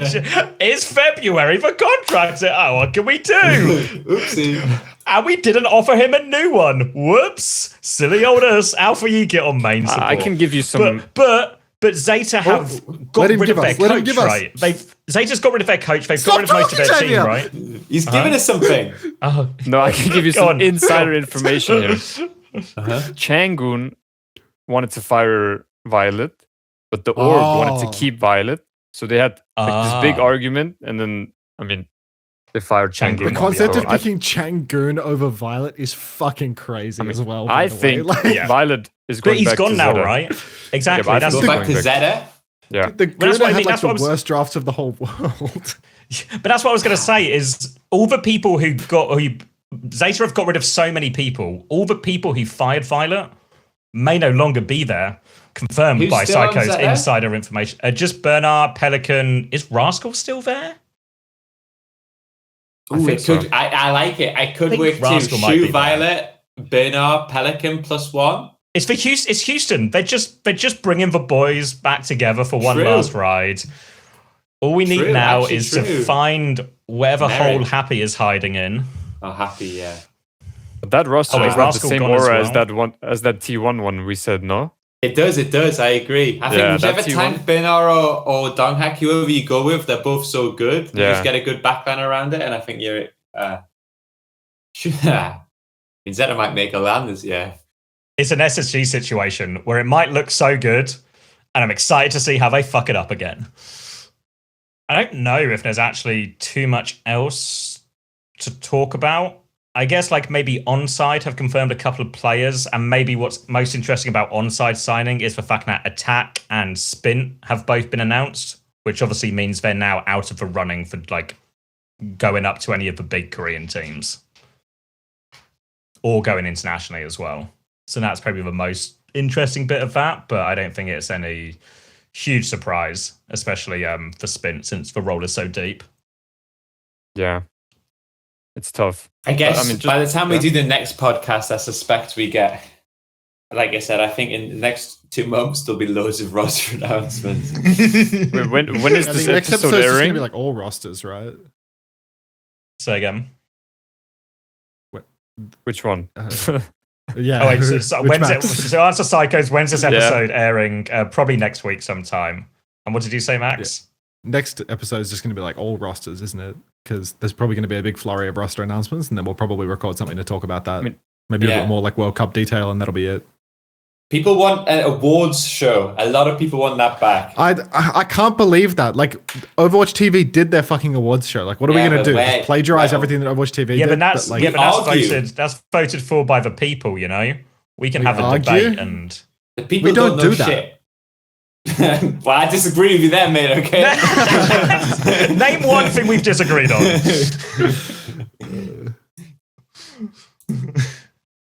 All right, then the only other thing that seems to... I think it's been pretty much confirmed, but the Chinese partner teams were expecting 2, and JDG have announced they are putting together an Overwatch roster, which very much seems like they're going to be one of the partner teams, with obviously Weibo very much expected to be the other one as well. Don't know much roster-wise. I imagine it's just going to be some combination of Once Again and Team CC probably filling the vast majority of these slots. Maybe more chance to import as well, which I imagine whoever misses out on the big Korean teams will probably end up going China's direction. They'll kind of just be getting the leftovers. Yeah. To be fair, Once Again, with like some proper strong imports, you could actually get a real team out of there, you know, like depending on what you go for. Yeah, I think a couple of key spots, maybe in like support, or maybe even on like hitscan, or like import one of hitscan Flex DPS. Maybe import a tank if you don't end up getting Gushway. Maybe there's some legs in that. But I think that's probably everything we can talk about now. I'm gonna say yes. Yeah. So just climb up the week. Nominees. See, I came over full head of steam trying to do some of that. I mean, there has to be at least one of the tweets about the tier 2 scene, which is client worthy, you know, like even if I've been I think the Juice tweet is so bad. Yeah. Like the first tweet, like the tweet that he did after is fine, but the first tweet that he made is so bad because if you're trying to make a case for why, the drunk one, because if you're trying to make a case for why you should be allowed to remain in the tournament and why you should continue getting paid, you probably shouldn't talk about how your team that never won anything and constantly came dead last was just full of a bunch of people that were just playing drunk, you know? Because if that's the best that can make it out of tier 2, it's not a good advocate for expanding or maintaining the amount of people in tier 2 that get into tier 1. So I think he absolutely like massively self-reported with the initial tweet. He tried to pull it back with like a reasonable argument after the fact, but this post is so bad. Agreed. Yeah, I think as much as we've already like talked about it sort of quite a lot, so we won't rehash all the points. And I think we probably had we hit all the angles, but I feel like there was a lot of the tweets that have just been like, just so fucking dumb. Yeah. Like I think this one definitely wins though. You know, I think it was Nenwai, you know, the person I was thinking of earlier who was like, what about that time Sakura beat Nightmare?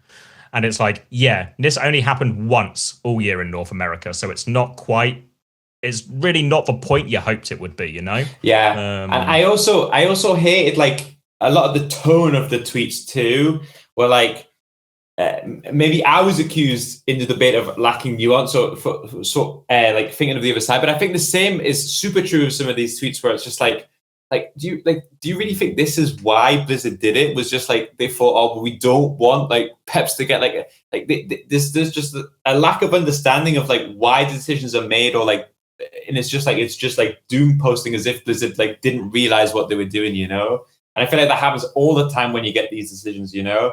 I'm not always like a Blizzard apologist, but I don't know. I just feel somewhere that like this wasn't just a like, oh, we're just cutting it and we're just a fuck you to tier 2. Like there is decisions that have been made, budget has been allocated. Like factors here that isn't just them being stupid, you know?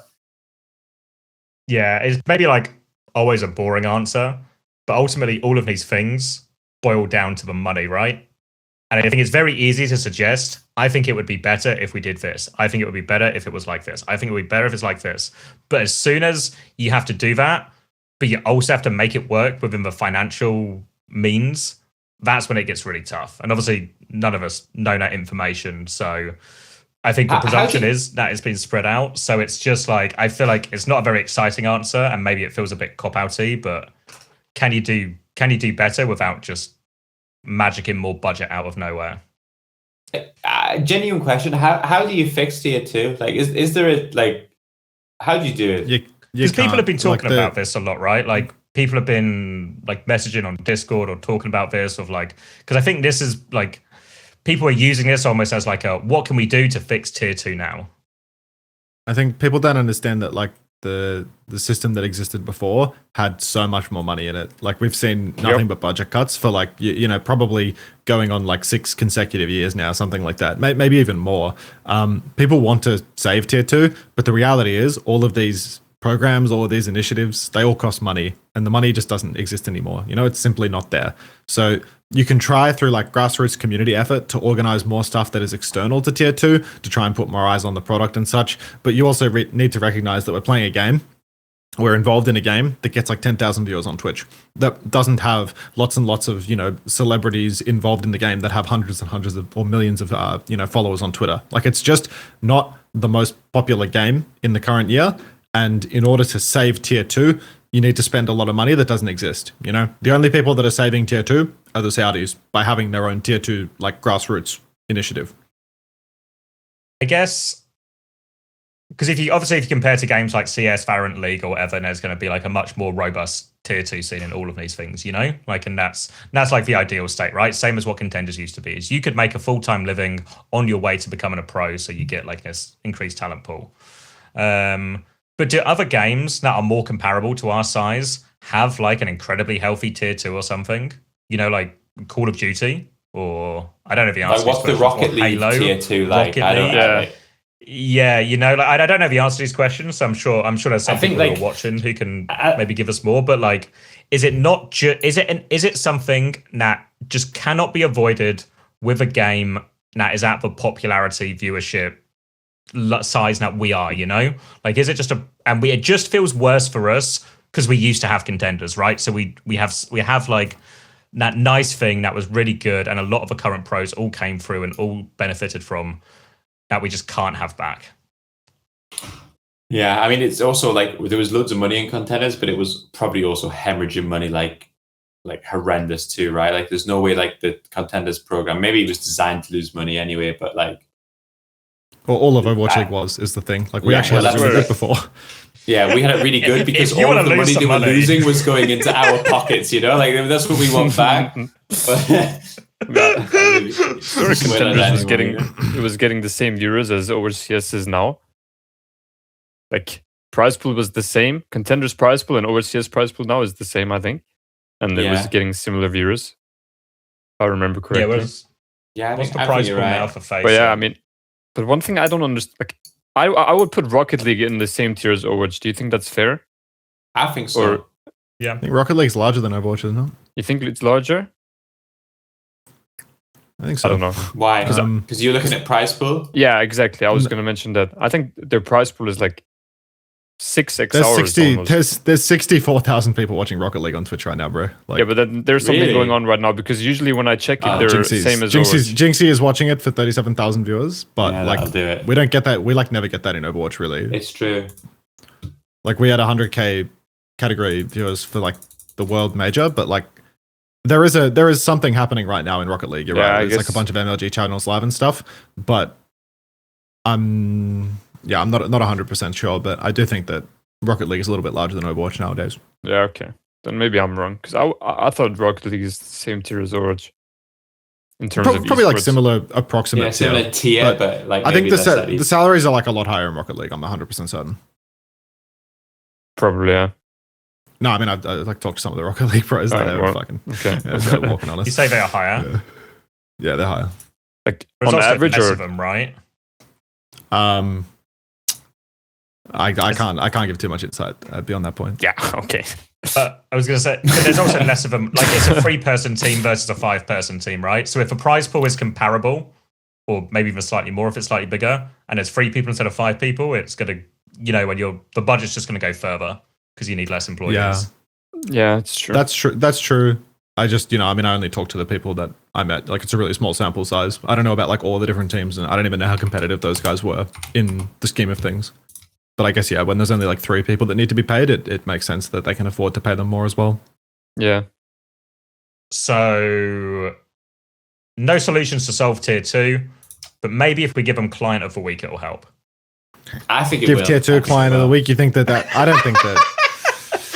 Is there anyone else is there anyone else other than the complaining thing? It's been 2 months. There's no way someone hasn't done something. Because it's like I don't think Awkward is client of the week or anything like that. I think no, that's what I was gonna say. I was gonna nominate Chris, Hardy, and Awkward. Why? Because you guys weren't even arguing. You guys were just. It wasn't even a debate. That debate went viral. That's all they do. That's all they do. Yeah.